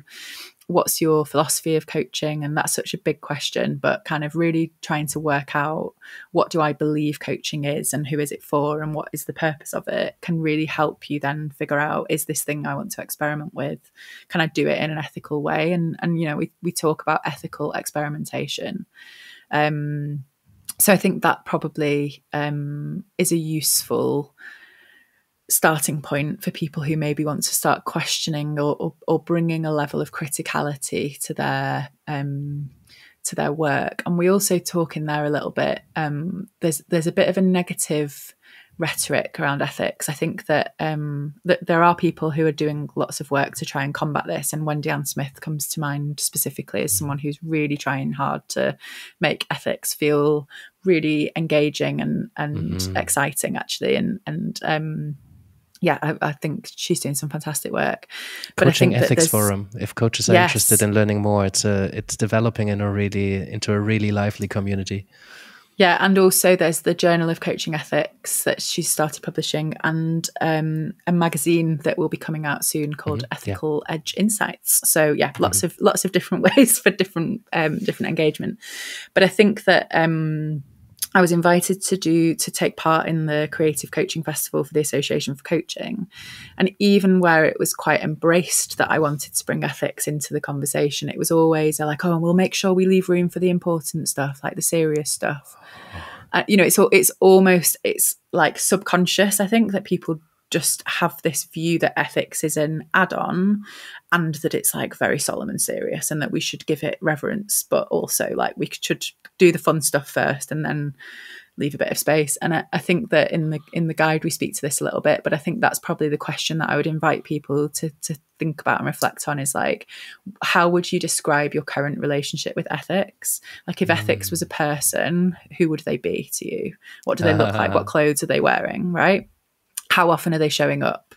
Are they sat with you in the coaching room, or is it someone that you occasionally cross paths with and get a sense of dread because like you feel like you've done something wrong? Like what is that current relationship, and where would you like it to get to? Like, how can you make ethics a better friend? How do you build a relationship with ethics in your practice where it's a welcome part of your everyday interactions? And that sometimes, I think there's a lot of people from my experience, a lot of people who only really reflect on ethics when something either has gone wrong or could have gone wrong. I don't hear a lot of people saying, oh, I did some reflective practice today and I'm really feeling dead proud that in that conversation there was like 8 or 9 different potential challenges and I just navigated them really easily. And like, there wasn't ever, it never got to a dilemma, because actually I'm at a place with that client in my practice that it's really easeful to understand what is and isn't ethical in our work together, and to be able to name where that's happening in a positive way feels really nice. So I think, the guide is there as quite a practical, it's reflective, right? It's not got any answers in it, but it's quite a practical suggestion. But then I also think that whether it's a person or another way of reflecting that works for you, a piece of music, what music does ethics, what does it sound like? However it is, I think that reflecting on our current and desired future relationship and taking steps to build, big ethics to become a friend, a critical friend, I think is what I would invite people to consider. Is that what ethics is for you, a critical friend? Interesting question, because I think until I'd said that, I don't know if that's how I would have described it. But I like to think of myself as a critical friend to the organisation that I work at. That's part of the role I think the people function fulfills. I think it's part of the role that the coach fulfills, although not always. I don't think, and I suppose I am making the distinction of criticality rather than critical as in like negative. Like it's not a condescending and looking for the faults friend. It's that level of criticality. I think enhancing our awareness of what we're doing, keeping us both present with the client but equally aware of that wider context and how the relationship is progressing, what the work that we're doing is surfacing, what feels within our... It's like ethics is slightly different for everybody, because part of it is reliant on us being honest with ourselves about our level of experience and competency. And that's a difficult conversation, because what might feel okay for me might not be okay for you, or vice versa. Like, we might be presented with the exact same in a parallel universe, but the exact same client, exact same scenario. We might make the exact same decision, and one of us might actually be sort of acting a little bit unethically because it's beyond our experience, it's beyond our competency, it contradicts our philosophy of what coaching is. So I definitely think there's an element of ethics being a critical friend, but it's definitely like a friendly presence. It's something that I really embrace and welcome in my practice. Yeah. Any other imagery that comes to mind when you think about your relationship with ethics? I think that it almost, what's making me smile, it's almost like a sibling relationship. And apologies to any only children who maybe can't relate to this, but like I'm really, really close with my brother. He's 2 years older, and we're very close friends. But like, he absolutely knows how to get to the heart of like like pushing my buttons, or like when I, if I feel like I've done something a bit wrong or said something a bit wrong, or dealing with something complex. It's literally like when you did that, it made me think of like, the board game Operation, and like when you're like digging around but it's making the nose I don't know, there's like something in there about like really getting to the like that connection straight to like an electric connection of like, I see you. Like, I know what you've just done, even if nobody else has kind of noticed. So that's what's coming up for me in this moment, is like there's almost a sibling connection that's like mainly really supportive, and like I'm close with my brother, so that's my experience of a sibling relationship. But is also quite uncomfortable to look at sometimes, because they really see you. I get that. And I want to, that makes me want to pick up that safe space versus brave space conversation. Because I remember you mentioning that, you have some issues with the brave space. I remember somebody brought this poem about an invitation to a brave space into our supervision training at ICCS. And every group has really loved it. And I remember reading it. I really liked it too. Then I found out that it's usually misattributed, and that the person who became famous for writing it actually stole it from this person who wrote it on the side of a bar somewhere in Denver. I'm not sure. I did write a blog post about it. I'm going to share because I'm a sucker for good referencing. So, but that's besides the point.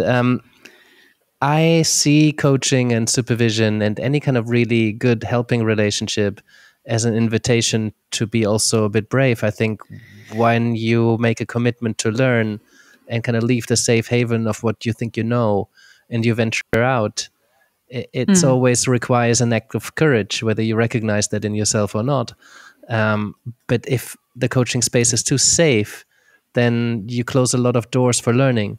But at the same time, depending on what you think safe is and brave means, it's a necessary requirement for learning to actually take place. You can venture out from the safe haven and still feel safe because you trust the boat, even though there's a lot of uncertainty and you might be in some precarious situations, but you can have a trust that you can deal with it given the crew that is around you, even if it's just you and your coach, right? So there's a safety even in the bravery. So I just wanted to open that door into what it means to be safe and what it means to be brave, and why either of those taken too far is actually in the way of learning. Yeah, and I know the poem that you're referencing. I actually have quite a strong dislike of that poem. I think I'm in the minority. But I think the challenge is, and this is actually something I wrote an article about recently, and then started to think maybe I've imagined this, because a lot of people in my network commented and said, "Oh, I haven't had this experience at all," and I was like, "Oh, maybe I am like imagining this." But where I think the challenge comes is less about bravery, or I would probably use the word vulnerability. I think good coaching work requires a level of vulnerability from both coach and definitely client. because they're going to have to potentially confront things that they haven't said out loud before, or truths about themselves that they'd rather not know. Speaking from my own coaching experience, it was definitely quite eye-opening on lots of things that I'd been pretending weren't true about me and my situation at the time. I think that the challenge comes where and I think it links back to something that you kind of referenced earlier around this increasing focus around therapeutic coaching, or that therapy coaching border becoming quite blurred. A lot of the people that I see talking about coaching as a brave space also use language around deep work, with an implication that deep work equals the best work of coaches. Now, for me, coaching is sometimes deep. Often, actually, I would say it is deep. Or it might surface things that we don't discuss in the coaching space, but are quite significant revelations and surfacing for the client that require some deeper work, whether that's by themselves or in therapeutic setting or wherever. I think the challenge I've got is that the two together feels really dangerous. I think this rhetoric of like, as coaches, it's our job to like excavate our clients, do this really deep work with them that requires them to be brave because they're going really deep into their past or their psyche or whatever. I find that really dangerous. And I think that going back to my point earlier around, there's a, or maybe I didn't make this point actually, but there's a difference semantically definitely between coaches and coaching psychologists. But for me, and part of the reason I set up the coaching psychology special interest group is like, all coaching is psychological, right? But not all coaches have a grounding or interest particularly in psychology. And that's the bit where it worries me, this rhetoric around safety and bravery, because it's what we do with what that surface is. It's not about those conditions. I think those conditions are like, yeah, I would like my clients to feel safe. I would also like them to be, for us to do the work of coaching, they're going to need to at times be a little bit or a lot vulnerable. It's what we then do with that information that worries me and I find quite challenging. And I think that, there's a lot of rhetoric or some, I'm saying a lot, but then, as I say, I doubt myself because everyone came back to me and was like, I don't experience this. There's some rhetoric out there around, the best coach is a therapeutically trained coach because we can do both. And actually, I'm not here to tell anyone what they can and can't or should and shouldn't do in their own practice. As we've said, it's an unregulated profession. We're all making sense of how we show up in the space. But for me, they are quite clearly delineated spaces. Mm-hmm. And so the risk of a brave space is that it might surface things, or it might create an expectation for a client that they have to say difficult things. And I'm reminded, we had a thing at work.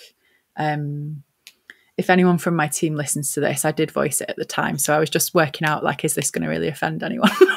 But we had an icebreaker for one of our team days where people were invited to bring their childhood teddy bear with them.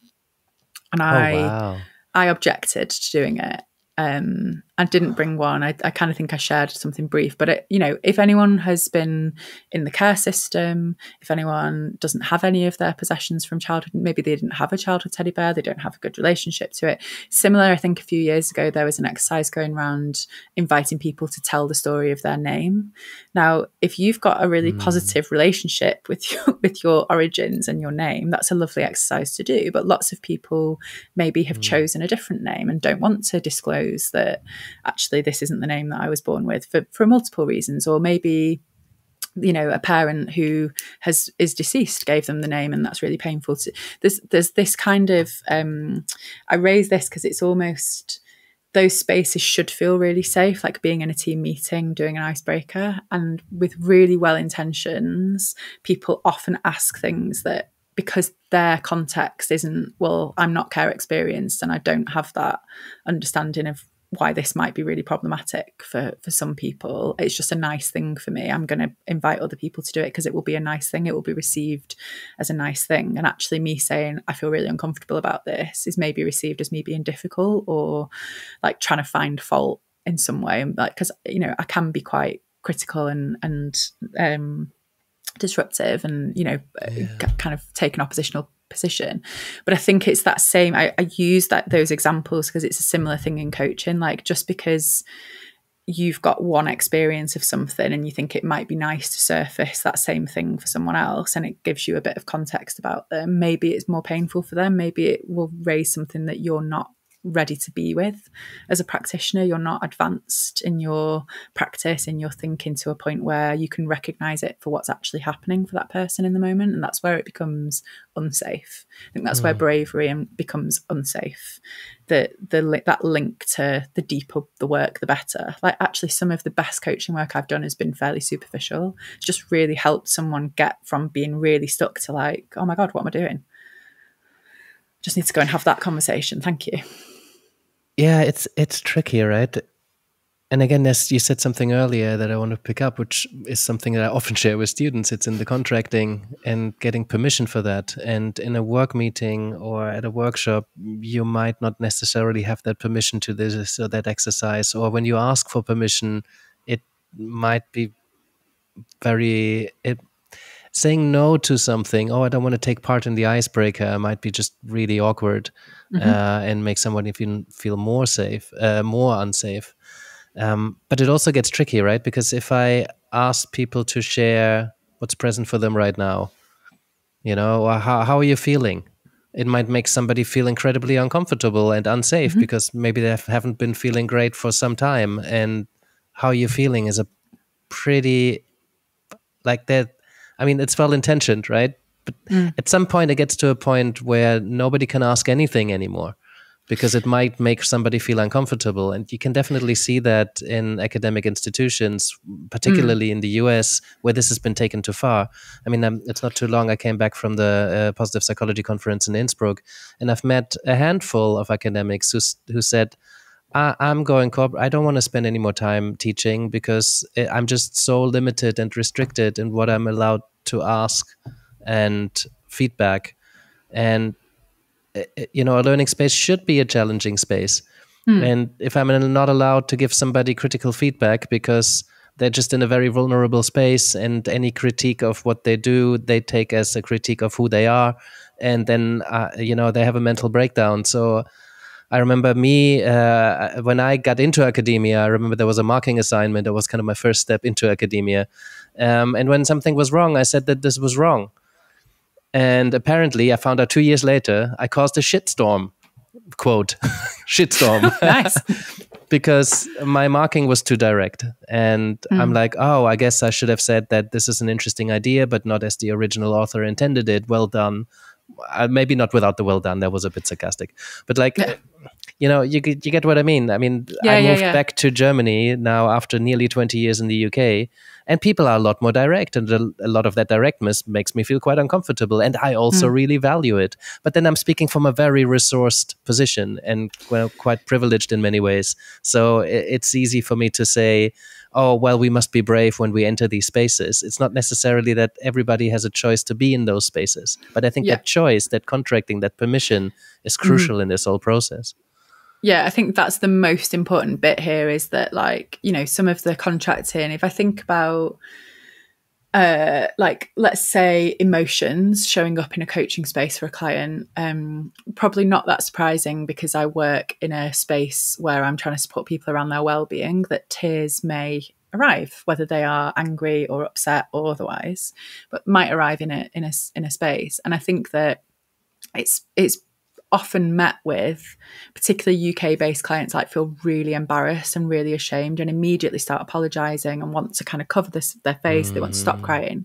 Yeah. And my approach, and I contract up front for this, is to say, if emotions of any description arise in the coaching space, whether they are strong or weak or somewhere in between, it's your decision whether you stay with them or not. So if you get upset, all I'm going to do in that moment is check in. Do you want to stay with this? Do you need a minute?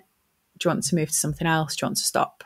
So there's almost that choice point for the client. And sometimes they'll decide, actually, I'm not feeling resourced enough to be in this emotion. I know what's come up. I know why it's come up. I can make a note of that, but I'm not ready to go there. Other times they'll be like, right, let's just get dug in. I'm there. Like, I'm already there. I'm already crying. I already feel a bit embarrassed. So let's just like push on. And, you know, that piece, like, of course it requires bravery for you to show up as your emotional self in a space with someone else, talking about things that are difficult for you. Like, as a scientist, it sounds cold, but I see emotions as data, right? It's just telling me something's really important for you here. That there's a foundational value that's been compromised or like called into question, or maybe, you know, there's someone, a key significant relationship is kind of needs some reparation or is irrevocably broken. It's just telling us something's important. But as a human, I obviously feel huge empathy in that moment for the person, and I want them to be okay. But I have to squash that. Like outside of coaching, if someone started crying, my instinct is to put my arm around them and get them a tissue. I think that sometimes can be quite counterproductive in a coaching session, because you are basically saying, don't feel that. Like, don't be there. Let's get you back somewhere else. And actually being in that emotion is important, requires bravery, but it also requires super strong and clear contracting. Shouldn't be a surprise for the client if they cry that I'm then going to say to them, do you want to stay in this? Like, do you feel okay to be here, or do we need to go somewhere else? I've already made it feel okay up front. Like, emotions are really welcome. This might happen. This has happened for other clients. It might not come up for you, but if it does, this is what we're going to do about it. This is how I view it. This is how I'm going to behave. And then I'm consistent with that. Like, that's really important. It can't be that you just push a client knowingly or unknowingly to the point of an emotional outburst, and then you're like, great, something's real here. Let's keep going. Yeah. And that contracting piece is so interesting, right? Because I used to just preach that contracting. Peter Hawkins says ABC, always be contracting, right? The ABC of coaching. So much value lies in being able to fall back on a good contract. Mm-hmm. And yet what I've seen in the coaching lab over the last 3 years, there's often very little contracting by very experienced coaches. I got curious about that, right? I asked a lot of them. It's like, so what is that? And sometimes the contracting allows good work to happen. But I've also noticed sometimes too much contracting can be in the way of something good happening. So in those situations, for example, when somebody's clearly sitting in a strong emotion, you know, I think it's really helpful to ask them, what do you want to do with this emotion now? Mm-hmm. But the act of doing that also activates their prefrontal cortex, and they're getting distracted from the actual emotion, and then having to make a decision on whether they want to stay with the emotion or not often just moves them away from the emotion.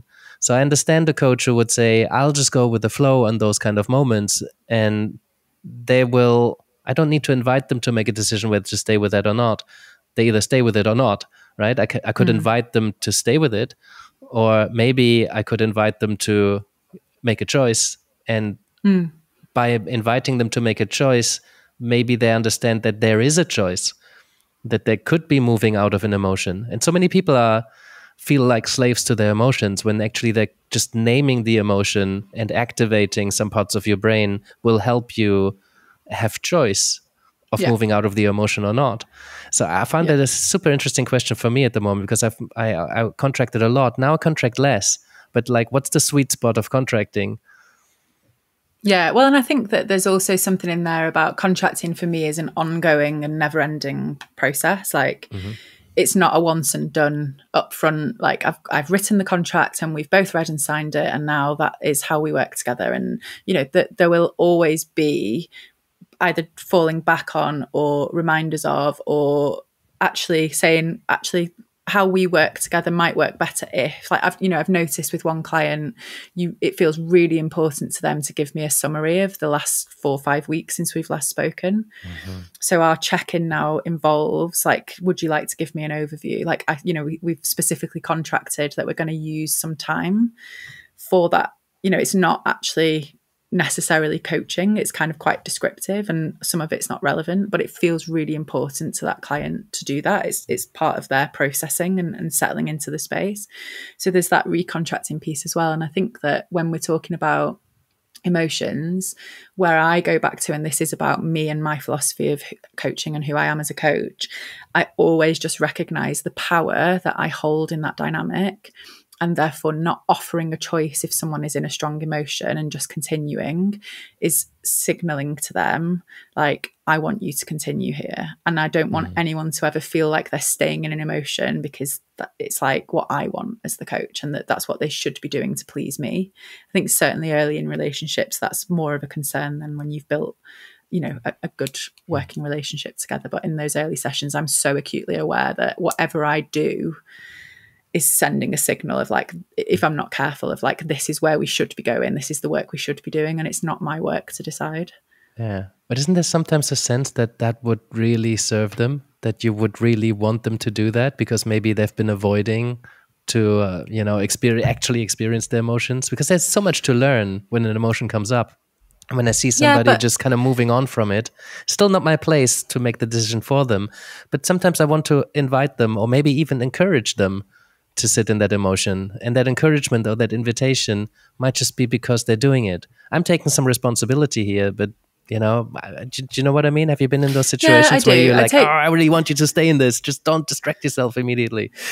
Yeah, but then that's when I, like, the metaphor that I often share with supervision clients is that for me, coaching is about me walking beside or behind the client, like they're always leading the way. And in those moments, I ask myself, right, am I getting eager? I can see that there's a path ahead that I'd really like to take us down, because I think there's something really good there. Like, am I tugging their hand and sort of leading the way a bit by encouraging them to stay in this? Or actually, what I would really like to be doing, and I think what I do by asking the question, is just stopping, like pausing and saying, right, before we go anywhere else, you tell me where we're going. And I'm then almost, I used to work in the Apple store, and I used to sometimes, someone there taught me, like, if you sit on your hands when you really want to do something for someone, or like you really want to take control, it like physically, but like sends a message of like, stop fixing, like stop taking the lead, stop showing, like just let them, help them, but let them do it. And it's almost the same thing for me of like, it's like a sit on my hands, or I'm stopping us moving and saying, right, where are we going? Are we staying here? Are we going back? Are we going forwards? But you decide. It's not for me. I can see a great path there. I'd love you to go down it. I hope you choose it. But if you don't, that's okay. Yeah. That's great. Beth, I'm just having an eye on time, and I do have a section here that is quickfire questions that I always ask all of my clients. And to be fair, they're pretty big questions and complex. But the way that this makes it a quickfire round is that I'm going to resist the urge to respond to any of that. I'm just going to probably say thank you and move on to the next question. But okay? Going to leave me hanging out to dry. Yeah, no problem. We start with a simple one. What are some books or people that have influenced your work and that you would encourage or invite other coaches to engage with? I referenced it earlier, but the Joaquin I'm sure it is Foster book, Neuroscience of Creativity. Joaquin Foster, man. Joaquin Foster, really interesting. My lovely supervisor, PhD supervisor and collaborator, Andrea Giraldez Hayes, is a huge source of inspiration for me. I think she's been quite pioneering in the sort of arts-based space and thinking about ethics in that space. So I would definitely say she's a great person to connect with. And similarly, my main one-to-one coaching supervisor, Oriel Majumdar, does lots of work around poetry and coaching and is just an all-round amazing human being. And yeah, everyone would benefit from having a bit more of Oriel in their lives. And in terms of books, I've probably got loads of coaching books which would be more relevant to people who are listening. But there's a book I'm reading at the moment, which I have on my desk, and it is called The Work of Art by a guy called Adam Moss. It is massive. It's this big tome, very nicely bound. I did a bookbinding course, and so I appreciate a good bookbinding. But this is talking about lots of different artists and their creative process. So like how they created either a piece of art or their art. It's super interesting. And I think whether people are creating art or otherwise, understanding how different people think about things is enormously resourcing and helps me in my coaching to remember that each individual is going to be coming at things in a completely idiosyncratic way. And it's really nice to kind of understand how they think, not just what they think. So I would recommend that book as something that is helping me with some of that. Great. Cool. Next is regulation within the coaching industry, and you could include in supervision in that as well if you wanted.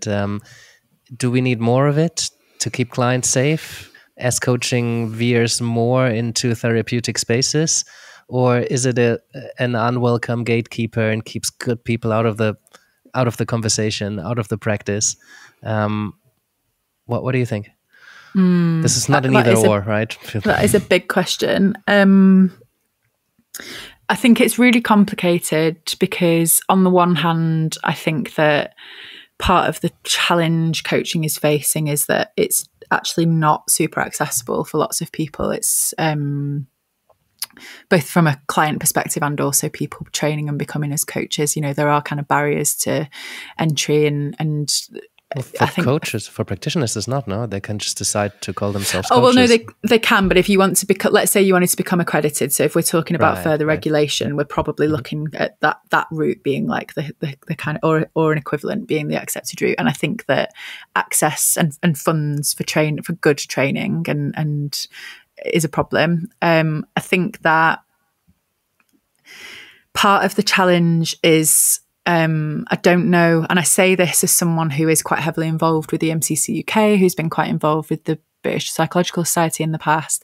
I don't know if our current membership body offers really support a more regulated profession. I think that the conversation we were having about ethics, when I look at what's available from our membership bodies, it's often case studies that are heavily caveated with like, this is not advice, do not take this as advice. Like there's nowhere you can really go as a practitioner to get a definitive answer. Maybe you could argue you supervisor, but what if your supervisor is the problem? What if your ethical question is arising because of your supervision relationship, right? So I think that there's something in here for me about what is the role of our professional bodies and how do they work in a less competitive way that feels like it's about who do you align with the most and therefore give them some money and then maybe get some benefit back from it. Like there's something there for me about if we felt more unified as a profession and we felt there was a home for people to go to that might support some of that ongoing development and ethical practice and maturity and things, and it wasn't quite left to the individual both in terms of decision and in terms of what they can afford to be able to access good training, good supervision, good ongoing support. I'm all for that. I think that, I don't know, I think there's so many different views on what that regulation would look like that it might stunt some of the more creative practice that's out there. And I don't know if some of what's currently perceived as like the wisdom of coaching, which is often from older white men who've been around in this profession for a long time and definitely have lots to offer, but there's some things in there that I think are inherently quite problematic. I don't know if that is going to be a better direction, but I think for me, as an individual practitioner, like I've submitted my portfolio to become chartered, I'm accredited with EMCC, I'm insured, I'm in supervision. Like I'm trying to do all of the things that help me feel safe and comfortable that I'm working in an ethical way. And I only supervise clients who are insured and, you know, that have some level of training, grounding, qualification. So there are things in place in my practice that help me. Whether that then helps anyone else, I don't know that it does. And I think that's a very tricky question to answer without feeling like you're just going to ignite a load of arguments with people that you probably actually agree with for the most part. Yeah, so I'm gonna swerve it slightly. Sorry, that's like such a weak way out, but yeah. That's all good. If someone asks you about the difference between coaching and therapy, what do you say? Again, not a super straightforward answer. Someone who was giving a talk at our coaching psychology special interest group recently gave a good, what I think is a helpful phrasing around this, which is when something surfaces, like where does it need to be addressed? So if someone talks about something in their past, does it need to be resolved or considered or addressed in the past when it happened, or actually is it something that's showing up for them now that's maybe causing a block but can be dealt with in the present? And I think that's a nice way of considering some of the content that comes up in coaching might absolutely be therapeutic in nature, but it's where the client is in terms of where they need to address it. I think the other thing that helps me is thinking about the kind of mental health continuum. So I think it's completely appropriate and frequently happens where that functioning mental health is happening in the coaching space. So for example, someone might be diagnosed with depression, but they are functioning. And I think where it becomes not even necessarily where it becomes a therapeutic need, but where it becomes inappropriate to be in the coaching space is if that it becomes non-functioning, low mental health for an individual. I think that's if you did the 4-box grid of like functioning, non-functioning, mental health, like good mental health, poor mental health, that box of poor mental health, non-functioning is a space that actually I'm not willing to be in with a client in a coaching space. But the other 3, probably 2 of them with a bit more caution, where mental health is present but functioning, or where mental health isn't present but the person is not functioning. Those are the spaces that are a bit more nuanced.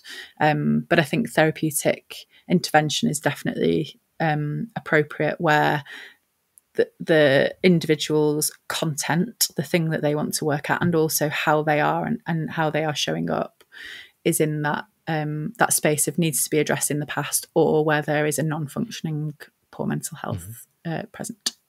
Yeah, cool. Do you have a few minutes more? Otherwise, I'll jump to my last question. Cool. Yeah, a few minutes. Any notable current or future trends that you see coming up or currently in coaching or supervision? I think there is a lot of conversation about AI, which I wouldn't say that I actively avoid, but I think I'm really curious about it. I'm interested in it, but I think that some of the conversations at the moment, because it's quite new and shiny and exciting, there's like a lot of noise about it, and it's very difficult to pull out, or I'm finding it quite difficult to pull out useful conversation about it. There's a lot of speculation. There's a lot of people saying a lot of things. And I find that quite overwhelming. And I think in another sort of 12 to 18 months, some individuals will have done some further research and will be talking about it from a more practical, evidenced way than at the moment. It feels like everyone's trying to jump onto AI and how can it help my coaching? And actually the question I'm holding is like, does it need to? Like there might be ways that it could benefit me, but right now I'm not feeling a lack in any of my work. Therefore, I don't need to add something new into the equation until it's maybe a little bit more, we know a little bit more and a little bit advanced. But I think that feels like a huge topic. And I also think that, shout out for my own area of arts-based coaching. I think that the Association for Coaching having a creative coaching festival, I've been invited to do a number of like podcast episodes and workshops and things. I think there's an increasing interest in people working in that way.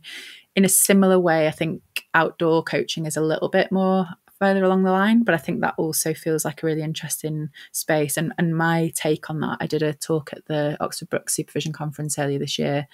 My take on that is using the built environment rather than a nature or natural environment.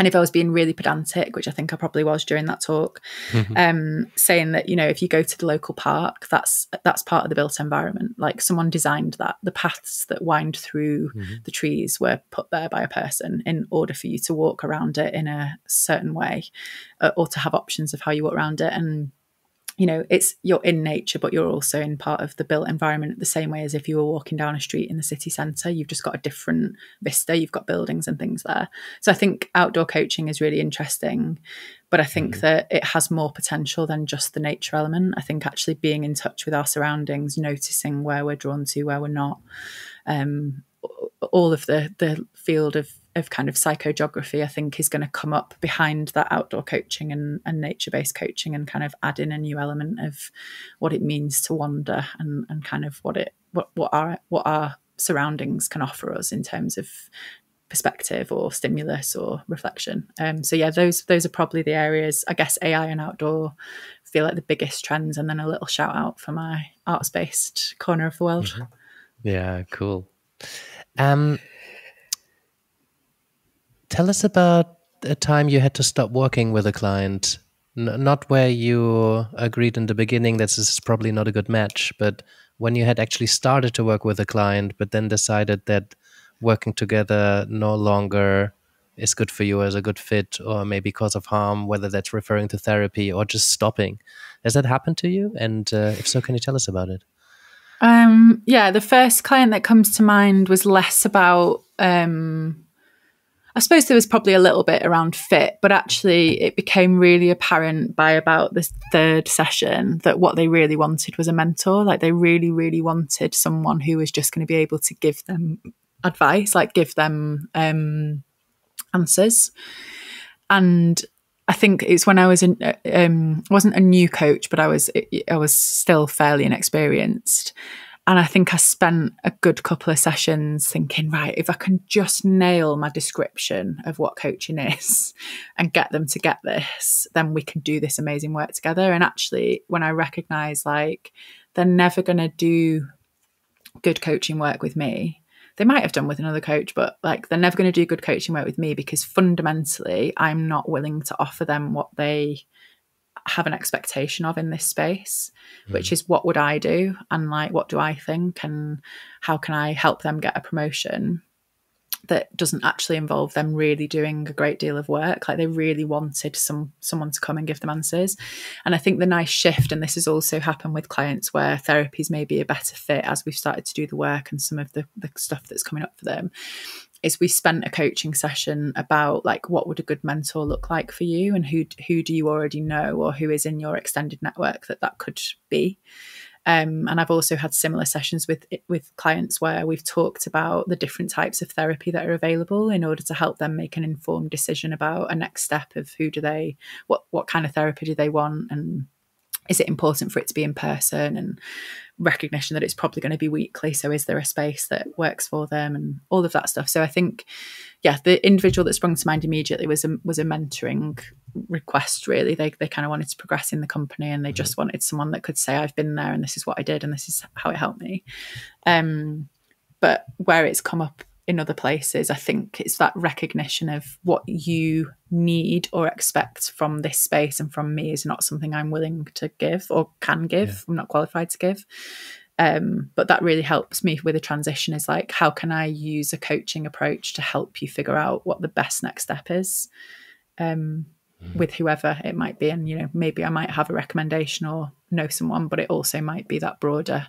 If you were to go to therapy, is it helpful to understand what that might be like, and for us to look at different styles and approaches, and to think about some of the practicalities, and almost take that coaching approach to deciding on a therapist. Yeah. Cool. Last question. If you could take over the screen of any person or group of people, right, including the whole world, oh God. Basically asking if you could have somebody's undivided attention for a minute, or the attention of a group of people, what would you tell them? Oh, so if I was broadcasting, if it was like a yeah, like, but it's not limited to people who can afford screens. It's also just, you know, you could actually broadcast yourself into people's minds, and it could be an individual or a selected few or the entire world. What would your message be? I mean, there's a lot of ethical red flags jumping up for me before I think about what my message would be about. Like, yeah, well, fair. You can think of it as a billboard on the side of the road. I think, you know, if I could put a message out, and maybe this is being a bit too safe, because thinking about the audience who might be listening to this, like, but if I could put a message out to like all of Coach Kind, let's call it, like everyone who's coaching, I think it would just be that like invitation to, I think I would just invite people to be more critical. Like, I think criticality is the thing that people always seem to struggle with academically. Like any course that I've ever done, any marking that I ever do. And I also think it's quite a hard thing to define. So I will attempt, when I'm saying like, be more critical, just like ask more questions, like be interested in other perspectives than the one that you're holding.